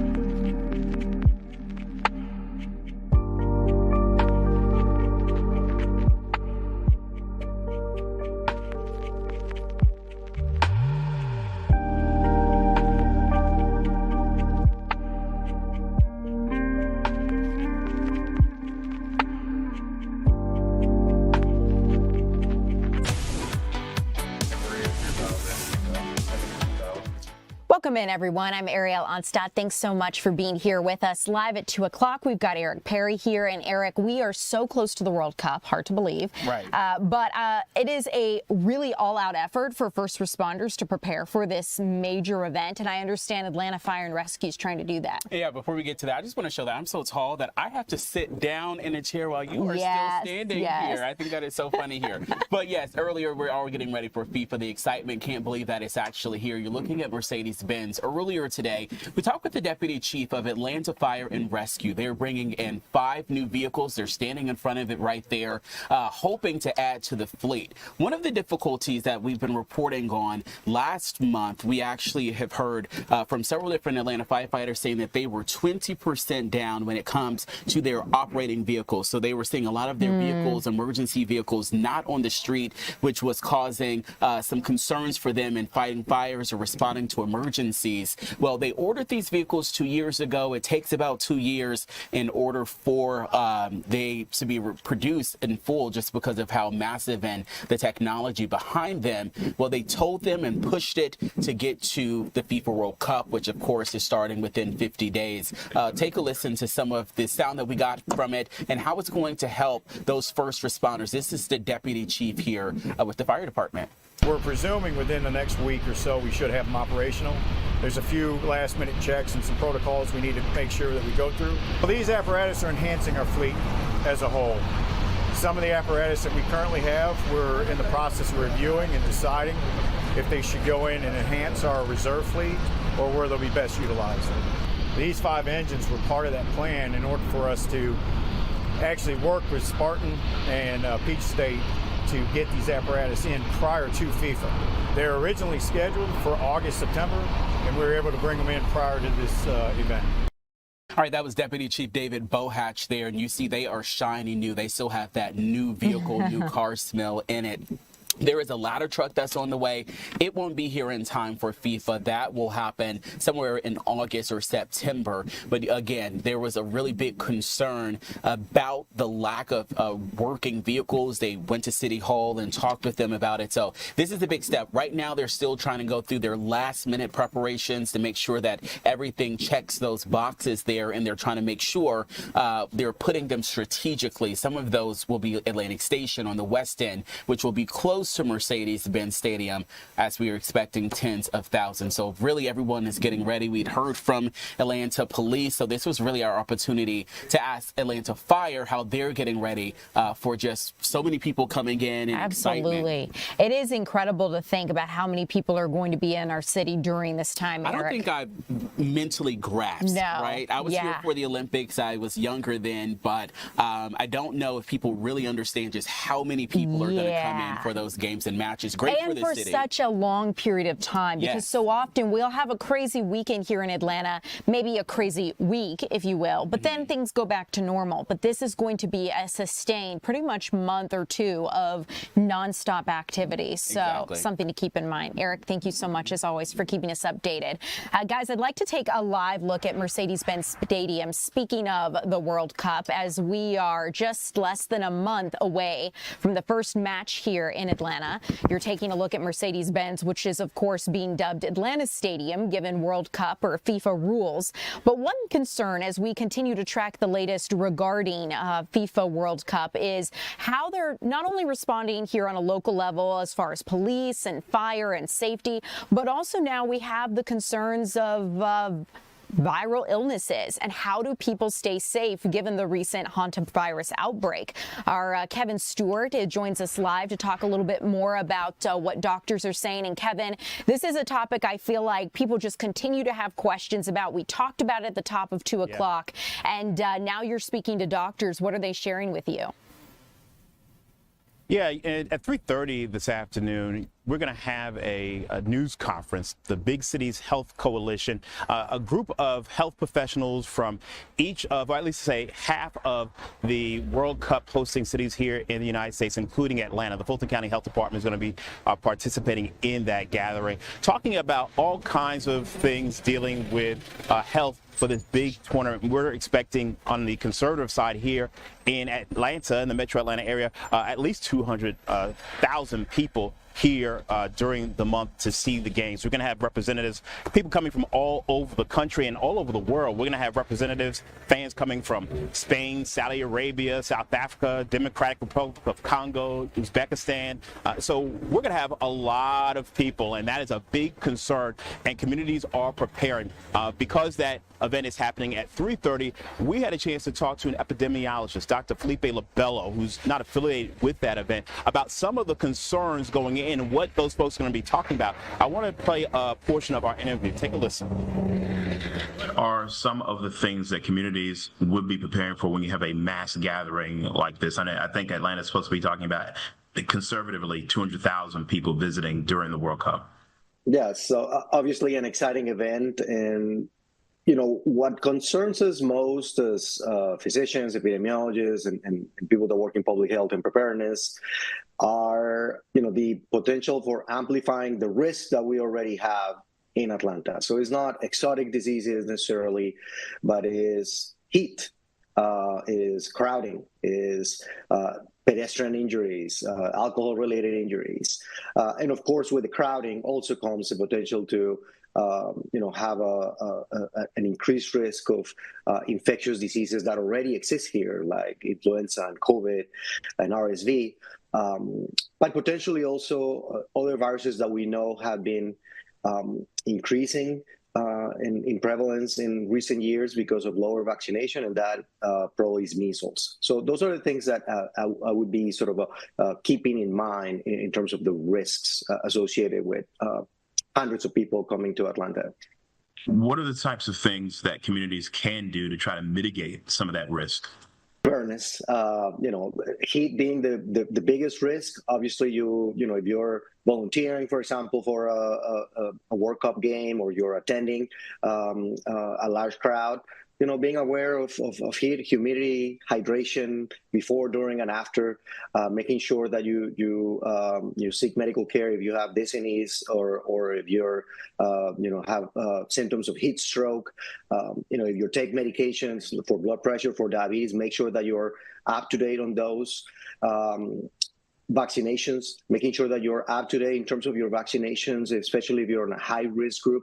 Those are things that are easy to do, and anyone can be prepared in order to make sure that the event goes smoothly. Hospitals across Atlanta and all the host cities have been working for months in order to update their preparedness plans and making sure that they have the right resources. We do have data from previous World Cups that there is an increase in emergency room visits for things like heat exposure. What about restaurant inspections? We're going to have lots of events, food trucks.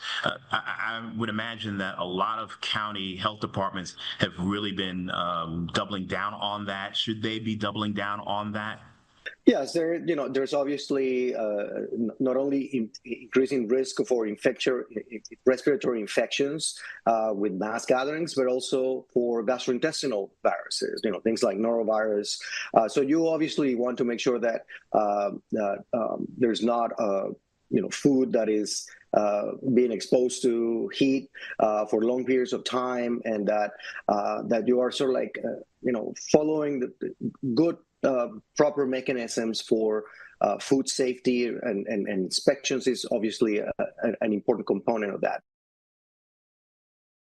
All right, so now that is kind of a preview of the Big City Health Coalition event coming up at 3:30, where we're going to have multiple health agencies, health representatives from across the country hosting the World Cup, talking about some of those issues. That's coming up at 3:30. We hope to have some of that later for you. Coming up at 3 o'clock, the CDC is going to have a news conference updating us on the Hantavirus. That's something that Lobello says that we shouldn't be too concerned about right now, because it's a low probability of transmission, because you have to be really close to one of the people that's been on that ship. We're going to continue to follow that part of the story coming up on Fox 5 News at 4, which we'll hear on Fox 5 on air and Fox Local Atlanta right here streaming. Ariel? Kevin, thanks so much for keeping us updated. No doubt you'll continue to follow the latest. And I'm watching over here to see when that news conference might pop up from the CDC. So, Kevin Stewart, I'll let you get back to it. Thank you so much. As we continue here, you guys, I want to get to a breaking update that we have just gotten into our newsroom. Governor Kemp has called for a special session for a Georgia vote map redistricting. So this is something that we have seen, this redistricting fight heat up across the nation as a result of the Supreme Court's ruling, striking down certain districts in Louisiana. And now as a result, we're seeing that this battle is coming here to Georgia. The governor has called a special session of the legislature for redistricting here in the state, and it would basically redraw or modify voting districts here across the state of Georgia. This need for a special session happened because the normal assembly session ended April 3rd, and would not otherwise convene again until 2027. So this is something that we are going to closely follow for you guys. In the meantime, coming up next, we're going to check in with our Maria Guzman about the fight against senior, or actually child hunger. I'm taking a look at this. Given that the summer months are upcoming, kids are going to be out of school, and of course with prices being higher than ever, one organization wants to make sure kids don't go hungry. That's straight ahead.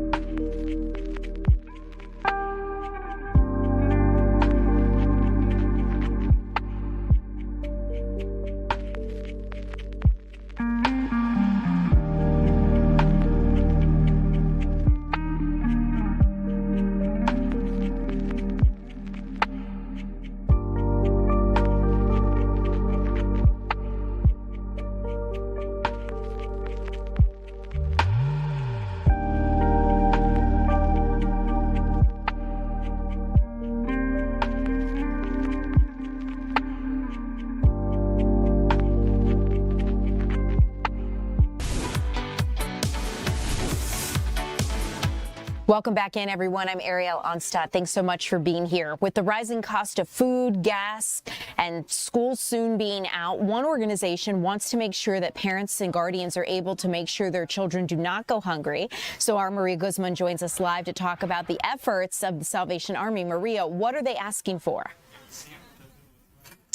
Hi, Ariel. Yes, I mean, just like you mentioned, last day of school is right around the corner, and for many students, that means no more homework, sunshine, pool time. But for other students who are in free meals or reduced lunch, they're going to lose access to at least 2 meals. So right here at this food pantry in Decatur, it's led by the Salvation Army, and people can come here and drop off some items, especially items like non-perishable food. And the items that get dropped off here at this location is going to go into the shelves inside the food pantry. So we're going to go ahead and take a look. And one really cool thing is that they give families, just anyone who comes to this pantry, a shopping cart. And that is because they want to give that independence and the dignity back to family when they do and come and get these items. So I actually have my tripod right now on a shopping cart because I want to give you guys the full experience. So I'm going to go ahead and flip my camera as well, so you're able to see inside the pantry as we go inside here. This is located in Decatur, just like I mentioned, and it's actually right across a school too. So we'll be having a lot of students just come in here in a few minutes. And with me here, I have Thomas, who is with the Salvation Army. So Thomas, just thank you so much for being here today. Thanks for coming. It's great to be here in our food pantry. Yes, and you also have here a shopping cart that's filled with items, and these are items actually that got dropped off today and donated. So just walk us through some of the items you guys are asking. Yeah, the best kind of items to donate are things like canned food, canned soup right here. It's even got a pop top, so it's easy. Bags of rice, simple things like this that are shelf stable and are either in boxes, cans, plastic bags or plastic bottles. Awesome. And, you know, just walk us through the demand you guys are seeing. I know we were talking about how there is a jump from last year to this year. Yeah, and I think it's tied to the prices in grocery stores that we're all seeing. But from January 1 to May 12th, just in this food pantry, we've seen an increase of 380 families from last year to this year. And then you multiply that by the 13 food pantries we have, and the demand for food is real. And that's even, you know, before those summer months. So going to the summer months, what are you guys expecting across your food pantries? A great increase this year, even more than last year, because as soon as kids are out of school and the free lunch or reduced lunch and the breakfast disappear from their menu, then the parents have to fill in those gaps, and they come to the Salvation Army, and we are glad to help people to be able to navigate through that. When you talk to parents or just when you see the shoppers here, you know, just what's the reaction? Is there a sense of relief that goes through them? Oh, absolutely. Because I can't think of anything that would be harder on a parent than to figure out and not know where they were going to get the food for their child. And, you know, the stats say that 1 out of 5 children in the summer are going to be food insecure. And for a parent to say, okay, I can feed them this week. It's great for us to be able to do that with the help of people who bring in the food. And for people who do want to donate, just walk us through where they're able to drop off any donations. They can come to Salvation Army facilities. We have them all over the metro Atlanta area, from Marietta to Gwinnett down here to Decatur. Or they can go to salvationarmyatlanta.org, and there'll be a whole list of locations. Awesome. Thank you so much, Thomas. I really appreciate it. So, yes, this is a food pantry, so you can see a lot of canned goods right behind me. So it's all open until Friday. Awesome, Maria. Thanks so much for bringing this to our attention. We'll see you again here upcoming at 3 for anyone who would like to get involved. As we continue here at 2 o'clock, we still have a little time to talk about something opening in Henry County. A new patient tower is going to expand ICU and surgery access for patients. So our Eli Jordan joins us live from outside the hospital. Eli, great to see you. Tell us about this new tower opening. Yeah, there's a ribbon cutting today. Nearly 2 years to the day from groundbreaking to ribbon cutting today.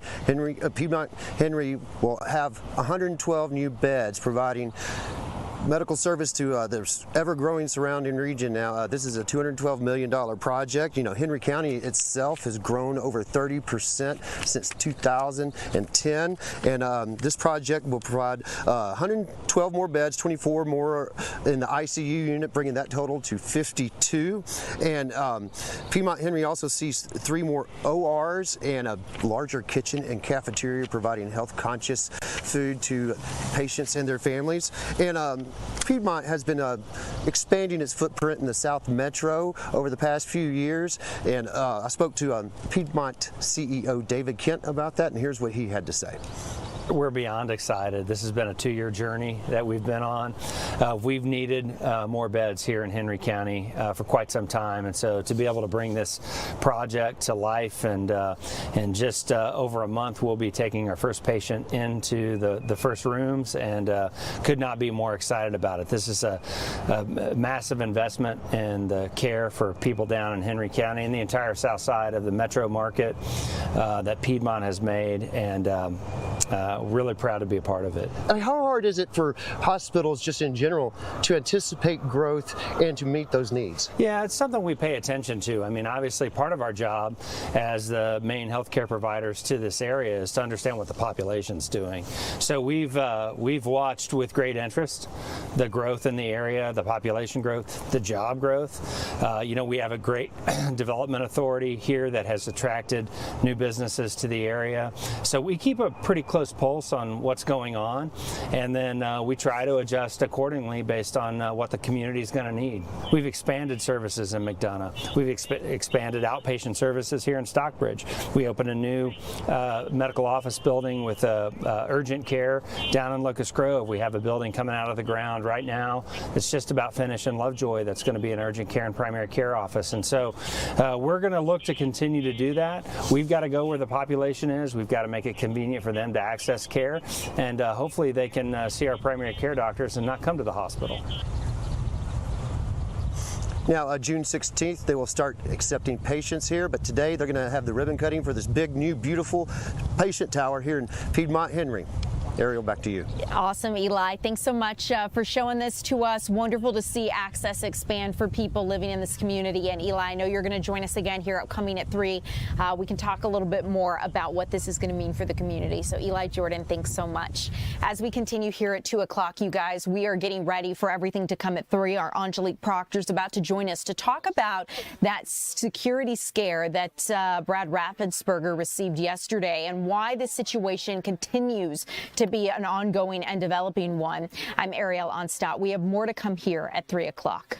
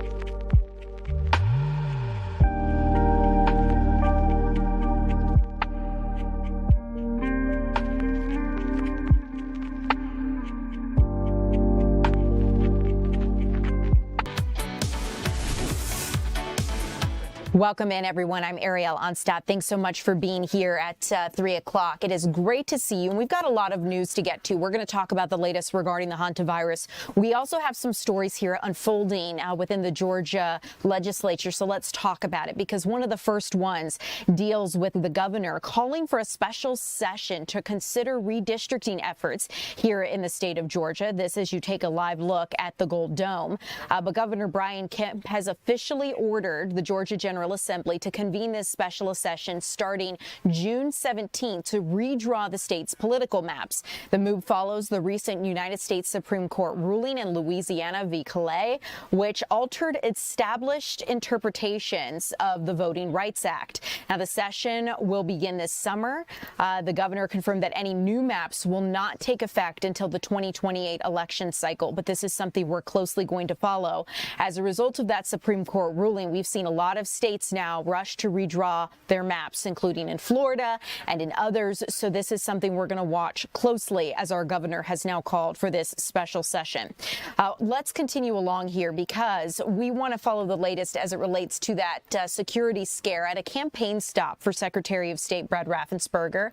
Our Angelique Proctor joins us live now to talk a little bit more about what we're learning. And Angelique, I understand a manifesto triggered this security scare.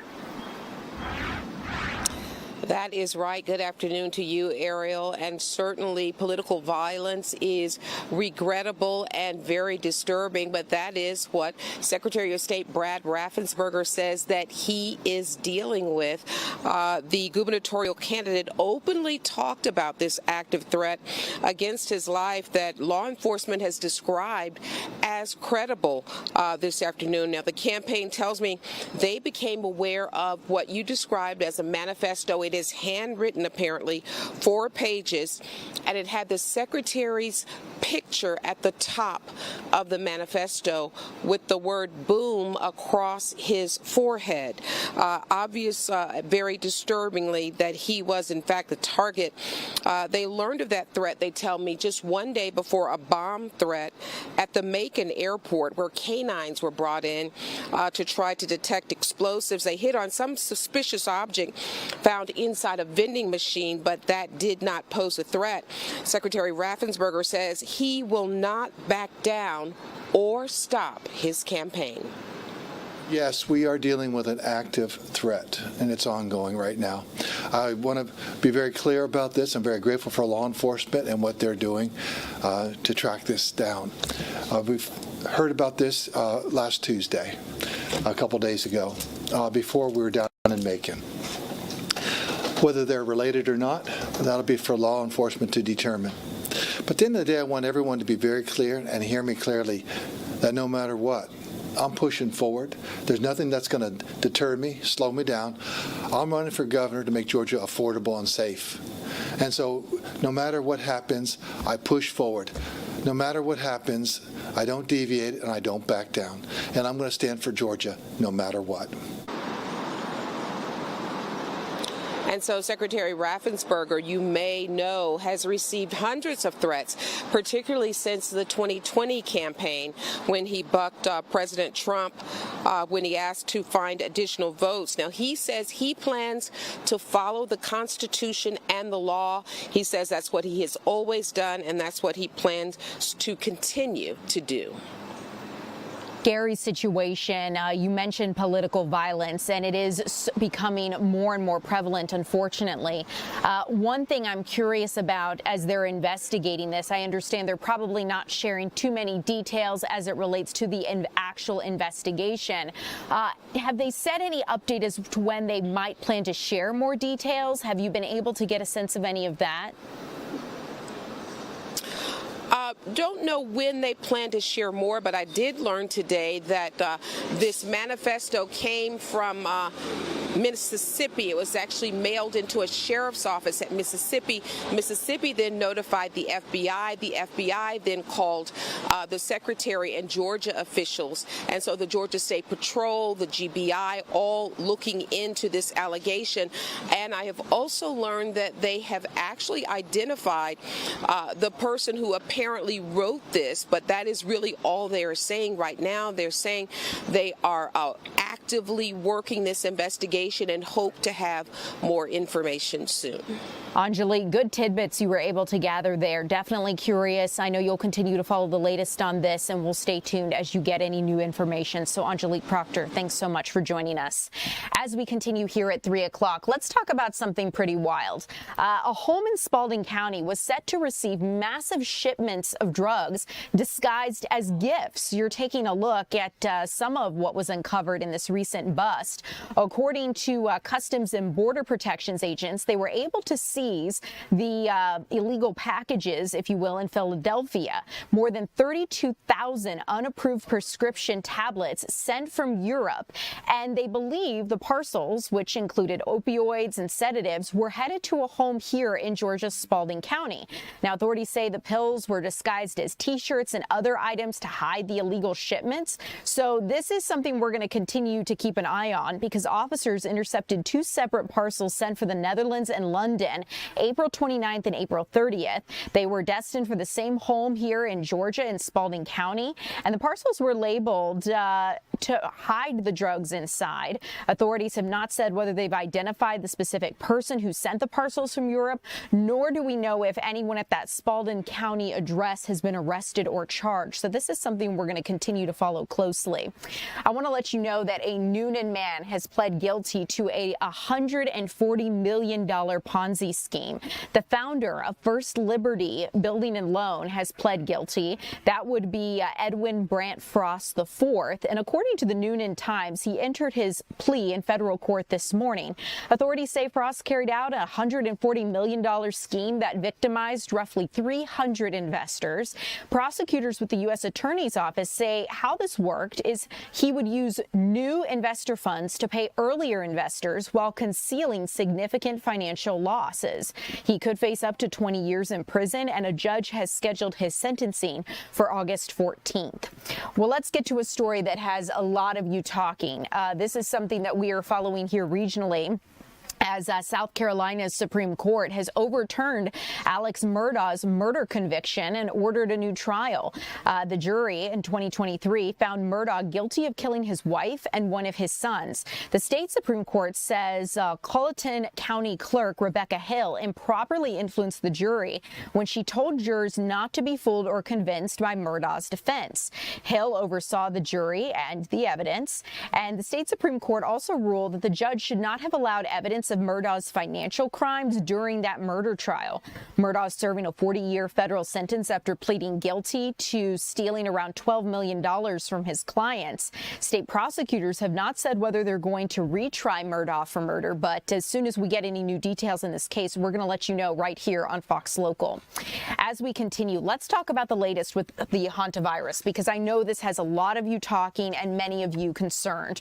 At this point, more than 120 people, all passengers and some crew from that Hantavirus-infected cruise ship, are now in isolation in several countries, including right here in the United States. We know we have 2 here in Atlanta at Emory University. And despite years of research, many questions have yet to be answered about the Hantavirus, including how exactly it spreads, how long it can survive outside of a host, and why it can be mild for some people but severe for others. The outbreak has reached 11 total reported cases. 9 of those cases have actually been confirmed, and now a French woman infected on that cruise ship is fighting for her life, being treated with an artificial lung. Not all passengers from the cruise ship at the center of this outbreak are in formal quarantine. The CDC says that 2 Washington state residents came into contact with an infected cruise ship passenger on a plane, so now they're monitoring for symptoms at home. Other Americans who were on board that cruise ship are in quarantine facilities in Nebraska and right here in Georgia. Despite it all, the work being done to contain the virus, the experts say that the new cases could emerge, but as of right now, they believe the risk is low and it is not cause for alarm. Take a listen to one doctor, how she describes the virus. Because of that long incubation period of 6 to 8 weeks is why we're seeing a few more cases trickle in. But again, it's not going to spread like we saw with, COVID or measles or the flu.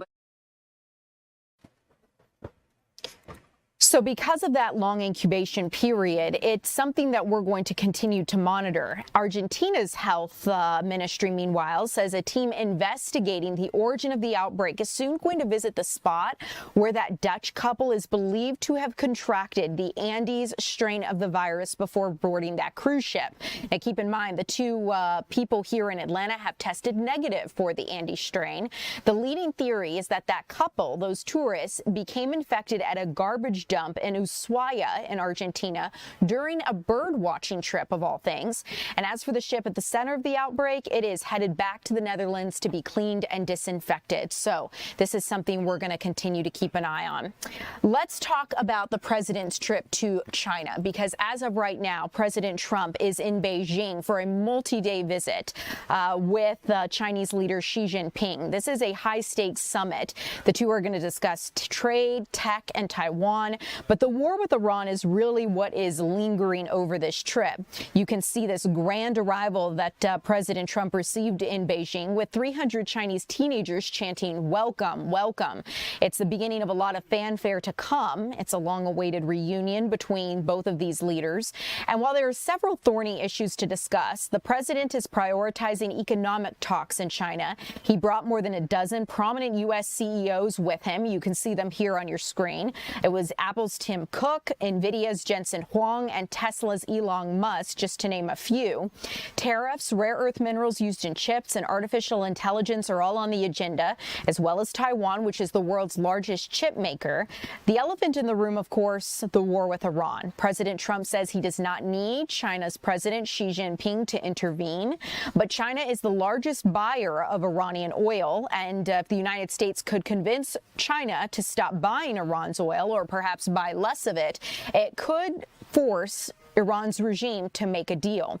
Now, the president's going to have 2 meetings with Xi this visit, and the first one's going to happen Thursday morning Beijing time, which is later tonight here on Eastern time. So we're going to keep you updated on the latest there. But speaking of the war with Iran, lawmakers want to know more about the true cost of the war. We saw the president's war secretary, Pete Hegseth, and chairman of the Joint Chiefs of Staff, Dan Kane, General Dan Kane, back on Capitol Hill yesterday for hearings on the Pentagon's $1.5 trillion budget request. Now, lawmakers have demanded answers about the war with Iran. The hearings were supposed to address the president's military budget, which is a 44% increase from last year. Secretary Hegseth and Joint Chiefs Chairman General Dan Kane were pressed on the Iran war's real cost. Take a listen. Any idea when we're going to get this supplemental? Trying to get a reporting of the dollars that have been spent in this has been excruciating. When it's relevant and required, we will share it. We'll continue to keep you updated on, because the Pentagon's comptroller says that the war's cost is now $29 billion, $4 billion more than 2 weeks ago. Lawmakers wanted to know why the United States military has not been able to reopen the Strait of Hormuz, given the ballooning costs of this effort. The nonpartisan Congressional Budget Office reported President Trump's Golden Dome for America, a space-based missile defense program that is a line item in this new budget, will cost $1.2 trillion, far more than the initial $175 billion price tag the White House gave it last year. So something we're going to continue to follow closely. But speaking of meetings on Capitol Hill, FBI Director Kash Patel went before lawmakers yesterday to see more about a budget request. It was a routine budget request, but as you might imagine, things grew tense. The FBI director sparred with Democrats who questioned his leadership and behavior on the job after a recent report from The Atlantic.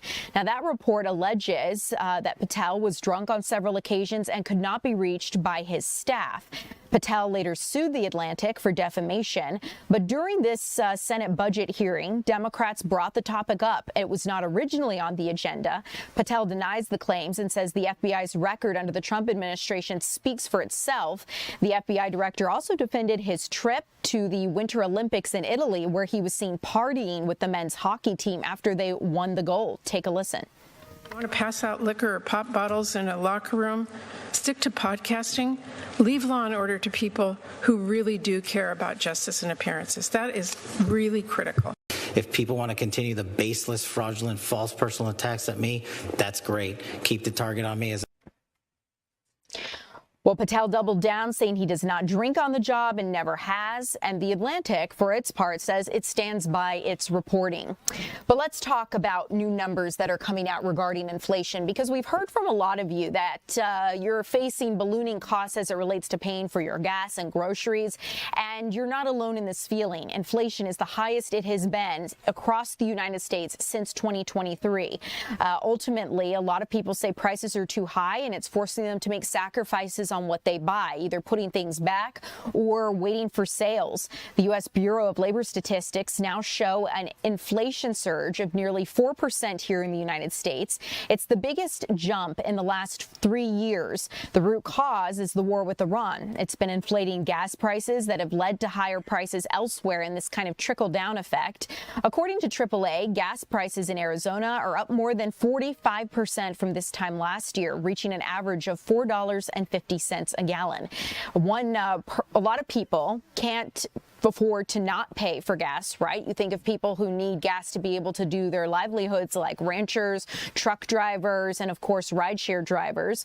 One rancher said that skipping out on fuel is not an option. Her name was Debbie DeWitt. She says it's an aspect in nearly every aspect of her work. So ultimately, there's a lot of uncertainty as to when this war with Iran is going to end. The White House says as soon as it does, gas prices are going to fall like a rock. But that waiting game until it happens Americans is what people are currently enduring. Now, let's talk about debt here in America, because according to a new report, Americans' household debt has reached an all-time high. A report from the Federal Reserve Bank of New York says that household debt, including mortgages, credit cards, and student loans, has reached $18.8 trillion in the first 3 months of this year. According to the report, the increase in overall debt was reportedly driven by higher balances on mortgages and auto loans. The Federal Reserve found that while student loan debt slightly decreased to $1.66 million, many borrowers are falling behind on payments, with more than 10% of student loan balances now being past due. Credit card debt also dipped by $25 million during the first quarter of the year. Outstanding balances top $1.25 trillion, so $1.25 trillion. But the Fed in New York says while Americans' overall credit is, quote, stable, there are weaknesses among younger consumers and lower income households. Prices rose, like I mentioned, nearly 4% in April compared to a year earlier. And so a lot of people are working to make ends meet. As we continue here at 3 o'clock, you guys, I want to check in on your weather forecast with meteorologist Lauren Robinson. We're also going to get the latest on a couple other stories we're following here in the newsroom. I want to let you know what a new poll is saying about data centers here in America.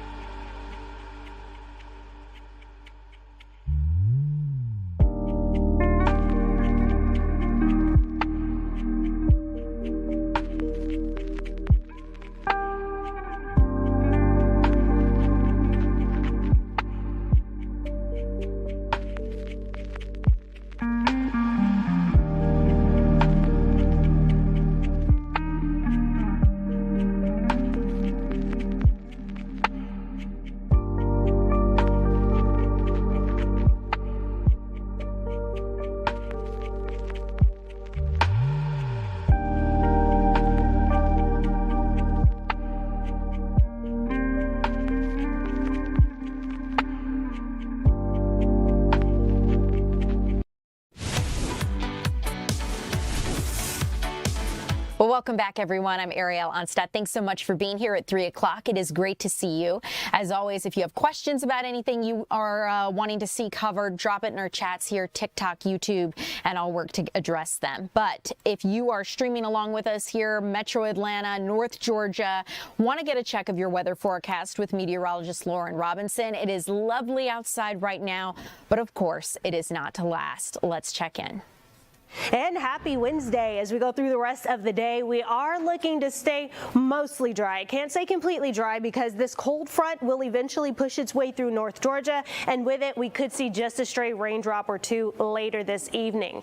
In the meantime, on the warm side of this cold front, we're going to see those temperatures in the upper 70s to low 80s today. We will see that cloud cover begin to clear out, and then on the back side of it is where we will see those temperatures drop just a bit for our day Thursday. Now, let's take a look at what's in store. We go through the majority of the day dry with a good amount of sunshine, very seasonal temperatures this afternoon. By this evening, this cold front eventually passes us by, but it's very weak. We're not going to see a whole lot of change behind it, maybe a stray shower here or there, but Mostly we're just going to look for those temperatures to fall a bit going into our Thursday, despite all of the sunshine, thanks to this high pressure system. So we're going to be sunny for the day tomorrow, but we will still be on the back end of this cold front, so those temperatures will drop just a bit, but that'll be very brief as we rebound going into the weekend.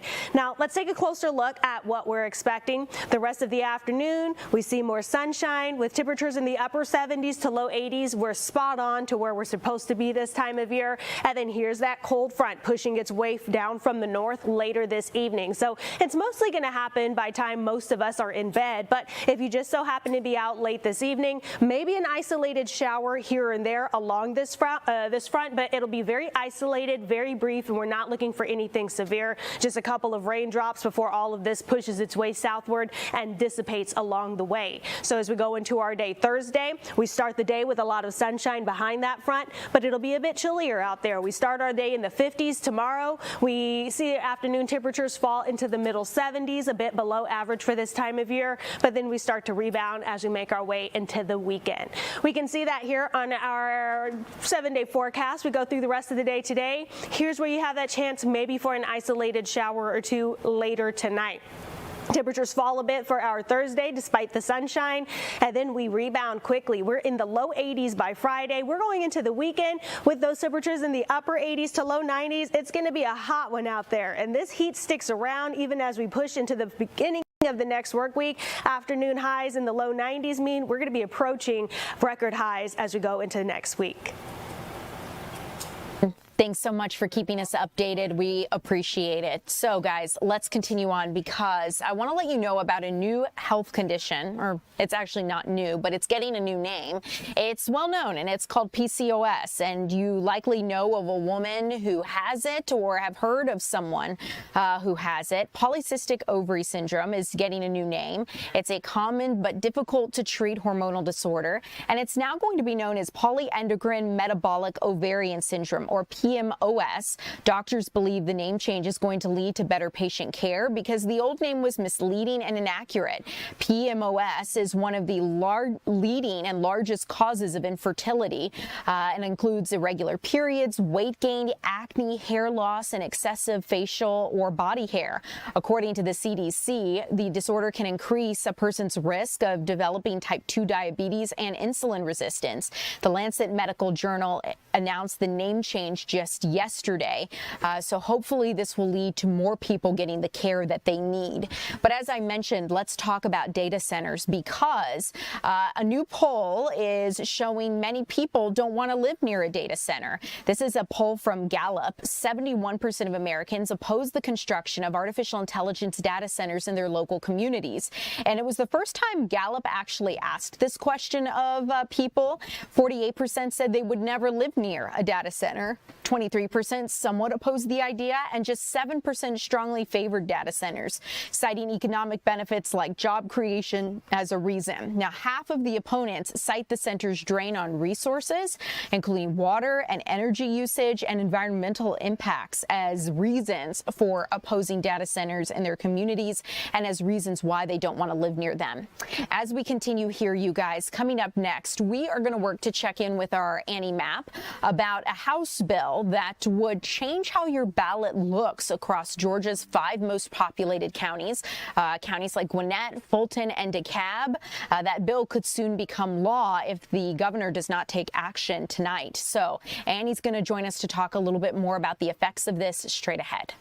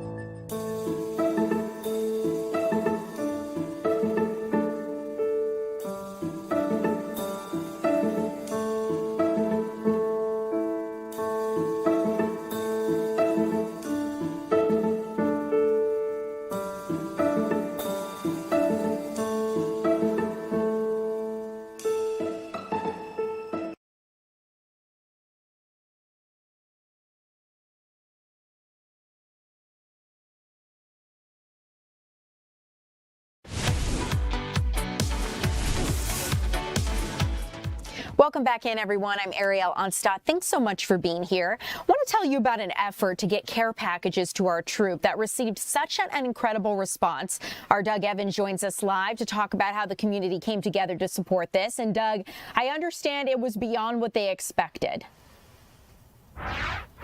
Certainly was, Ariel. Good afternoon, everybody. Listen, we first brought you this story about a month ago when they were making the call to the community to help support this effort and donate goods. They were looking for things like snacks and personal care items like deodorant and toothpaste and toothbrushes and socks and T-shirts and crossword puzzles.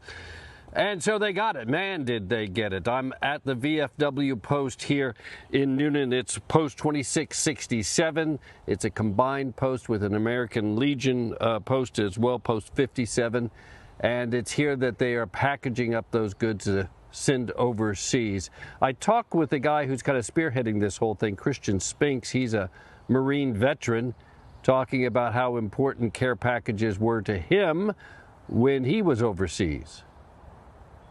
Last time we talked, you were just collecting things. How did it go? Yeah, I mean, it's turned out real good. We got way more than what we expected. I mean, when I started this, I expected to have 10 or 15 boxes, but I've had so much help from members of the VFW and friends and former veterans that this thing's just blown up. So.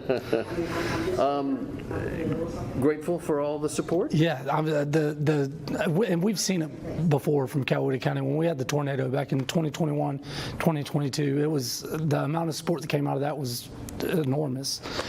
This is just another small example of how much Coweta cares for not only our citizens and community, but the troops that are not even here. Right.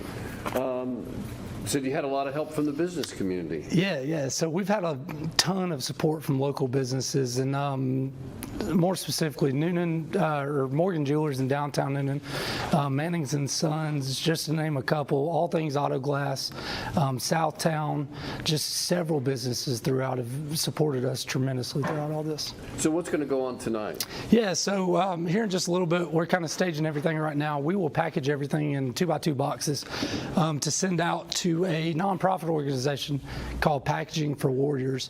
They're based out of Kansas City. Luckily, we only have to take this to Gainesville, and they will assist us in packaging everything and also support us with the shipping of the items as well. All right, Christian Spinks, he was in the Marine Corps. He was deployed. Can remember getting care packages himself, says it was important for his own morale overseas. I asked him, looking through all that stuff that you just saw, if anything brought back memories for him. He said the crossword puzzles, man.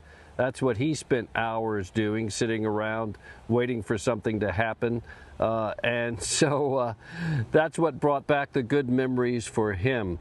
A lot of congratulations to the VFW post, the American Legion post as well for their efforts in this, and the business community, they say, that really stepped up here, Ariel. Wonderful to see all of these efforts, Doug, and you could just tell he was so heartwarmed, if you will, by the community coming in and stepping up. Understand it's really tough to be so far from home, and so to just have pieces of people that you love and people you don't even know sending you these items, I'd imagine it does go a really long way.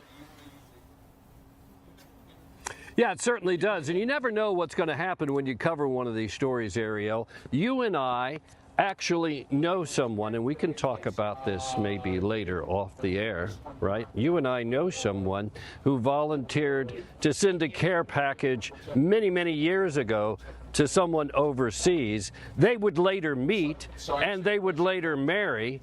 So you never know what's going to happen when you get involved in one of these care package efforts. I have more questions, Doug. I want to know more.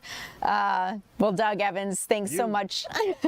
You and I will chat. Okay, I can't wait. And I know all of you watching us here on Fox Local, they're going to be like, we want to know too, Doug. But listen, you and I will talk, Doug. I appreciate it as always. We'll let you get back to it, and we'll see you again later this evening. Doug Evans, everybody, thanks so much. As we continue along here at 3 o'clock, I want to make sure we take the time to talk about a story we've been following closely. Our Annie Mapp has been getting details on this, and she's ready to join us live. Annie, I see you now, so great to talk about this. I understand district attorneys here in Fulton and Dekalb counties are going to challenge the constitutionality of House Bill 369. Why is this so controversial? Hi, Ariel. Good afternoon. So House Bill 369 has been a hot topic here in Georgia over these last few weeks, and it was officially signed into law by Governor Brian Kemp yesterday. So I just spoke to the Dekalb County District Attorney a few moments ago, and she is willing to challenge this now new legislation, which basically what it does, Ariel, in 5 counties here in Georgia, in Fulton, Dekalb, Gwinnett, Cobb, and also, let's see, Fulton, Dekalb, Gwinnett, Cobb, and also Clayton County, is voters will no longer go to the polls and see party affiliations next to the people who are running for a particular office. Now, this is all part, again, of House Bill 369, which, again, Governor Brian Kemp signed into law on yesterday. We're receiving a lot of different feedback. People from the Democratic Party are feeling that this is basically a way for Republicans to seal their votes by confusing voters when they do go to the polls. That is the reason why the DA here in Dekalb County says she's willing to challenge this legislation, despite it already being signed into law. This is something that will not go into effect until 2028. But Democrats are saying that now that this has been passed, it's so important now more than ever for their voters to get out and vote in upcoming elections, just because we are seeing that moves like these are being made, not just here in Georgia, but in other states as well. So take a listen at what the DA here in Dekalb County, Sherry Boston, just told us a few moments ago. As a lawyer every day that goes into court and fights for victims, I am going to be fighting for the voters. And we'll do that by filing a lawsuit challenging the constitutionality of House Bill 369. Now, Roswell Republican John Albers sponsored this bill in the state. I was able to speak to his office earlier as well. He wasn't available for an interview, but he did send over a statement where he says this House Bill 369 puts public safety over politics. He said, pardon quote, "These positions are fundamentally about serving their communities and delivering results, which is why I believe voters should be encouraged to focus on qualifications and performance over party affiliations." But again, Ariel, this is something that we are seeing just in 5 counties here in Georgia. Again, that's Fulton, Clayton, Gwinnett, Cobb, and Dekalb. And there are concerns as well due to different district attorneys here in those counties being Black, female, and also being Democrats. Ariel. Annie, interesting issue to follow. You know, I understand covering this story over many weeks now. Our Deidre Dukes has done some reporting. You're doing some reporting, and just interesting to see what both sides have to say. I understand that Republicans say this is necessary for fair elections, and then Democrats have raised an issue as to, you know, if it's important to have this legislation applied to 5 counties in Georgia, why not all of the counties? Why the ones that lean Democrat and that are most populated? So going to be interesting to see how this plays out as we move forward. Definitely the big question here is why just those 5 counties and not the rest of the state area. Annie, thanks so much. I know you'll join us later on this evening as we continue to ask these questions and try to get some answers. So Annie Mapp, thanks so much for making this afternoon work. As we continue here at 3 o'clock, you guys, I want to let you know that the Salvation Army is working to tackle childhood hunger. And it's a big issue as we approach the summer months because a lot of kids are no longer in school and their families might rely on schools to feed them at least 2 meals each day. So let's get out to our Maria Guzman to talk about some of these efforts. Maria, how's the Salvation Army helping? It's great to see you. Hi, Ariel. Yes, it's great to see you as well. We're right here. We have some of the donations that were dropped off just this morning. You're able to drop off donation as early as 8 in the morning all the way to 2 in the afternoon at any Salvation Army food pantry. Right here, we're in Decatur. And here are just some items in this shopping cart. We have some instant rice, some green beans, a lot of soup, some pasta sauce. So these are kind of the items they are looking for. Right, we're talking about your cans, your rice, things that are non-perishable. But here as well are where these donations are going to go. So if you drop off a bag here, it's going to go directly into the shelves, and any student or parent or family that comes here is giving a shopping cart because they really want to give families that independence of being able to come here and pick what items they want and what items they don't want. And I was talking to Thomas, who is with the Salvation Army. He tells me how there is a jump of demand from last year to this year and just from January to May. And that's obviously not counting the summer months. So let's just go ahead and take a listen to the reality that many students and families face this summer. A number of children in the whole metro area that enjoy and have to really depend on the free lunch and the breakfast at schools. When the school time is over, now the parents have to try to secure food for their child all summer, and that really puts a burden on some families. In order to ensure that we're giving them good quality food and that it can be shelf stable, as we ask people to give canned foods, boxed dried foods, or items that are in plastic containers, no glass, and nothing that has to be refrigerated or put in the freezer, because we want to be able to guarantee when somebody comes in and we give them food that it is good, healthy food for their family. The people look to the Salvation Army for many different things, but one thing is food, and we need to be able to provide that. We have seen increases ever since the post-COVID time, increases annually of the demand on our food pantries, and so we initiated this to try to bolster and help stock the 13 food pantries we have in the metro area. The food drive is officially going this week. However, anytime you want to bring food to one of our locations to be able to give out, bring it. But we are emphasizing this week, and they can go to any of our Salvation Army locations. They can find the list of those places on salvationarmyatlanta.org, and it'll tell them where, give them the address, and we have people outside the facility that is working from 8 to 2, so that's a good time. But even if it's after that, please bring food. When they are dropped off here, it will be processed, put on these shelves, and then people will come in with their shopping carts and they will shop for that food. The parents especially are ecstatic to be able to know that they are going to be able to feed their child that week, and just the feelings that they have of relief and even a sense of dignity that they can do that for their children is just so important. And this week is actually Salvation Army Week, so they thought it was timely to host a drive like this, especially with just students being out from school very soon. In this food pantry as well, there are fans available. Obviously, it gets hot for the summer months. Some families don't have AC, so you're also able to pick up a fan. That's in a first come, first serve basis. So a lot of things happening at this food pantry in Decatur, Ariel.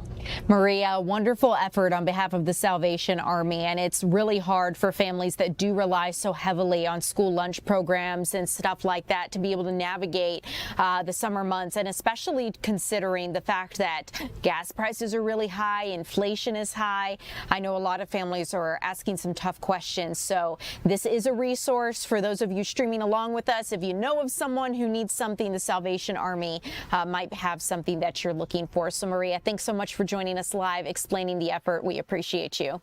And as always, you guys, you can donate to the Salvation Army. Like Maria was mentioning, shelf-stable goods are always in demand. As we continue along here at 3 o'clock, coming up next, I want to check in on a new patient tower that is opening in Henry County at a hospital, and it's going to expand access to a lot of really needed things. We're going to check in with Eli Jordan as to how that is going to help people, and then we want to take you out to the Peachtree Dekalb Airport to take a look at a rare World War II bomber. Let's talk about it coming up.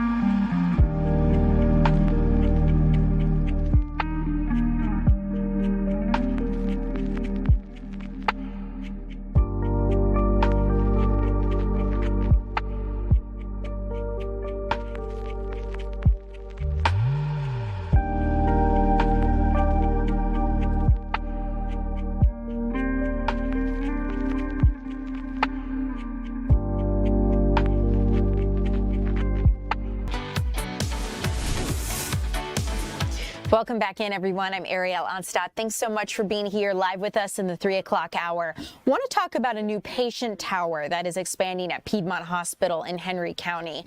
Our Eli Jordan joins us live after this is opened. And Eli, it's great to see you. I understand this is going to really expand some needed care items for patients. Oh yeah, more beds. Yes, I'm here in Stockbridge. Piedmont Henry. Piedmont has been expanding their footprint here in the South Metro as of late, and you know, because the South Metro is exponentially growing. And for example, Henry County since 2010 has grown over 30%.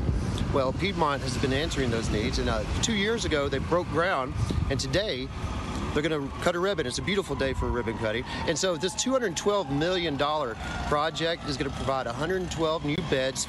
24 of those will be new ICU beds, which will bring that total to 52. And they're going to have a much larger dining and cafeteria area, which will provide much more health-conscious food for the patients and their families. And I spoke with Piedmont Henry CEO David Kent about their expansion here in Henry County in the South Metro. Here's what he had to say.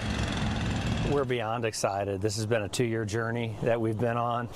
We've needed more beds here in Henry County for quite some time, and so to be able to bring this project to life, and in just over a month we'll be taking our first patient into the first rooms, and could not be more excited about it. This is a massive investment in the care for people down in Henry County and the entire south side of the metro market that Piedmont has made, and really proud to be a part of it. I mean, how hard hard is it for hospitals just in general to anticipate growth and to meet those needs? Yeah, it's something we pay attention to. I mean, obviously part of our job as the main healthcare providers to this area is to understand what the population's doing. So we've watched with great interest the growth in the area, the population growth, the job growth. We have a great development authority here that has attracted new businesses to the area. So we keep a pretty close pulse on what's going on, and then we try to adjust accordingly based on what the community is going to need. We've expanded services in McDonough. We've expanded outpatient services here in Stockbridge. We opened a new medical office building with urgent care down in Locust Grove. We have a building coming out of the ground right now that's just about finished in Lovejoy that's going to be an urgent care and primary care office. And so we're going to look to continue to do that. We've got to go where the population is. We've got to make it convenient for them to access care, and hopefully they can see our primary care doctors and not come to the hospital. Now, it's a 5 p.m. ribbon cutting today, and groundskeepers are out here putting on final touches for the expected state, city, and county leaders to be in attendance, and they'll be accepting patients here at this new East Tower at Piedmont Henry come June 16th. But today's the ribbon cutting, and they're giving tours and previews of it, and it's a sign of growing times here in the South Metro. Ariel? Eli, it really is incredible to think about how the footprint of Atlanta and its surrounding communities continues to grow, and I understand this is really great for people in the southern part that continue to move to our state. So awesome that they have that care, that access. I know it's really just the beginning. So Eli, Jordan, thanks so much for being live here with us. I'll let you get back to gathering some information as we approach that ribbon cutting. You guys, let's take you out live to the Peachtree Dekalb Airport, because I heard, that there was a historic Warbird to witness. We saw a little bit of this earlier this week, but also a B-17 bomber. Chris Rosenthal, it's great to see you. I understand you've been waiting for that B-17 bomber to arrive all day. Yeah, we've been waiting here for it to come all day. It's come all the way across the country, all the way from Arizona, which is home for it. And it is finally here. You see it behind me. I'm actually just kind of pan my camera around and show it here. Landed maybe about an hour or so ago, and I'll tell you, it was a sight to see coming through the skies. And you see how shiny it is. That beautiful, beautiful, aluminum color. It just aluminum. It just really shines in the sunlight and really stands out. You don't see planes like this coming in for a landing very much in Peachtree Dekalb Airport. It's kind of fun to see it amongst all the modern aircraft here. But yeah, this is a B-17 bomber from World War II, one of the only few still flying, and it comes from Commemorative Air Force Base, or Commemorative Air Force Air Base in Arizona. And I've got Jamie McPherson here from. Good afternoon again. Yeah, hey, good to see you again here. But we finally have our guest here, the Sentimental Journey. Tell me about this thing. Tell me what this has been through and what this is like here. It's an incredible aircraft. It's my favorite airplane in the whole world. What you see behind me here is about 60,000 pounds of aluminum, so 30 tons of just nice, shiny, beautiful aluminum. It's about 104 feet long, 104 foot wingspan, 94 feet long, 4 engines, 1,200 horsepower apiece, so 4,800 horsepower total. Drinks about 200 gallons of fuel an hour in cruise. It's an old school, very thirsty setup, and it could carry up to 8,000 pounds of bombs to deliver to enemy targets during World War II. If you'll notice, if you count carefully, there's 13 50 caliber machine guns on board to defend the aircraft, hence the name Flying Fortress, which is the common nickname used for the B-17. Wow, and this one, did this one see action? So it's all service. It didn't necessarily see combat. This one was actually originally converted. They gutted the bomb bay and put special photo mapping equipment in it during the war. And later, actually, right post-war, they were using them as what they called motherships for drone aircraft. So you actually have remote controllers in here that were flying drone aircraft with the bomber alongside it.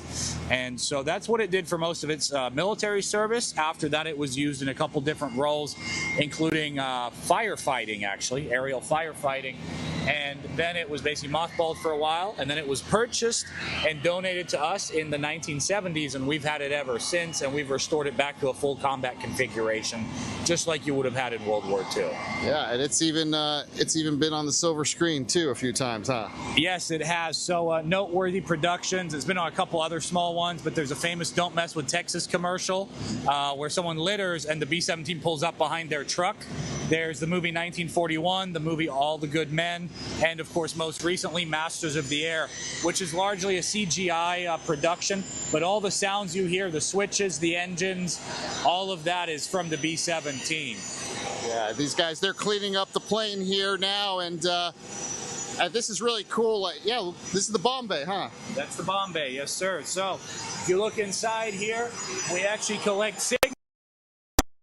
Different World War II veterans and crew members. So if you look here, I mean, just countless ones, either people who served on board of them or who helped build them. So Rosie the Riveter type people, if you will. And actually, I've been lucky, like Bob Buckner here. I met him in person in Savannah 2 years ago when we were out on. So he came and signed it for us. Staff Sergeant Harold Reed's another gentleman I personally met and had him sign the bomb bay. You know, and I mean, it just goes on, and we just we collect these in the bomb bay. Even if you look up here up top, there's a lot of them. There's a navigator over here, you know, and just we collect these and try to basically memorialize and immortalize these people's memories here inside the aircraft that they served on board of. And the public, they can come out and get a look at this just like we are, and they can actually get a ride in. Let's talk about this tour here. Sure, absolutely. So the CAF's mission is to educate, honor, and inspire. And so part of what that entails for us is every year we take this aircraft and the B-25 out on tour. 1 year we'll go kind of a western route. The next year we'll go to the East Coast and do an eastern route, and basically come from Arizona all the way back around. And so part of what we do is we sell rides. So you can actually buy rides online or here in person at the PDK airport at our trailer to buy a ticket to fly on either of these historic aircraft. They're selling out quick, so I advise you, take action sooner than later. The other thing you can do too, though, if you don't feel like flying on it, you don't want to spend that much money, is you can come and tour them. So today until 5 and starting tomorrow from 2 to 6 p.m. every day until Sunday, you can come out here, and for $15 a person or $30 for a family of up to 4, you can come out and tour these aircraft. I mean, you can actually climb inside of them, look at all the different gunnery stations, look at the bomb bay, look at the cockpit, and really get to, I'll say, experience this aircraft, not just see it, but really feel it, feel the energy around it, see how tight these quarters are, and just kind of, I'll say, see it, smell it, feel it, and really experience it at another level that you won't be able to do in any museum out there. Yeah, and if you come on the flying days, like you said, even if you're not you don't want to fly in it, you'll still get to see it flying up there. Correct, absolutely, and that costs you nothing. You can come out here to the PDK airport. There's some observation spots, and you can just come out here basically from 8 to 1 every day. We'll be flying it every hour. You can come out, see them take off, see them land, hear those engines roar, and just watch all those radial engines come to life right before you. Yeah, and the other aircraft, we'll just kind of come over here. Well, actually, first I just want to kind of poke my head up in this.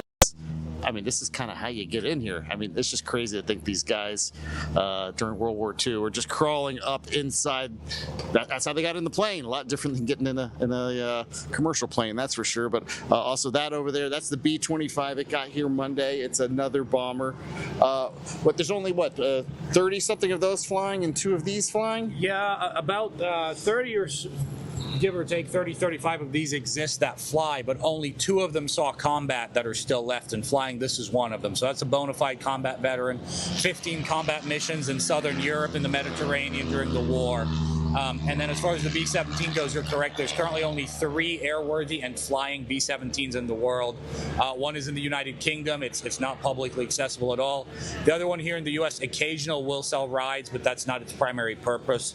So your best opportunity, if you ever want to see one fly or get inside one and fly on it, is right here with Sentimental Journey from Air Base Arizona. Wow, and I'll tell you, it is amazing to see it up close. There's, not a lot of these things left. aircraft as time goes on. I mean, these are very, very old vintage aircraft, and I mean, it's an honor just to watch it come in here and land. And you can come out and take a look at it, take a look at these aircraft for yourself. There will also be some aircraft from a commemorative Air Force base, Air Base Georgia, will also be here with some of their World War II fighters. They'll be here this weekend. You can also take those too and book a ride in those as well.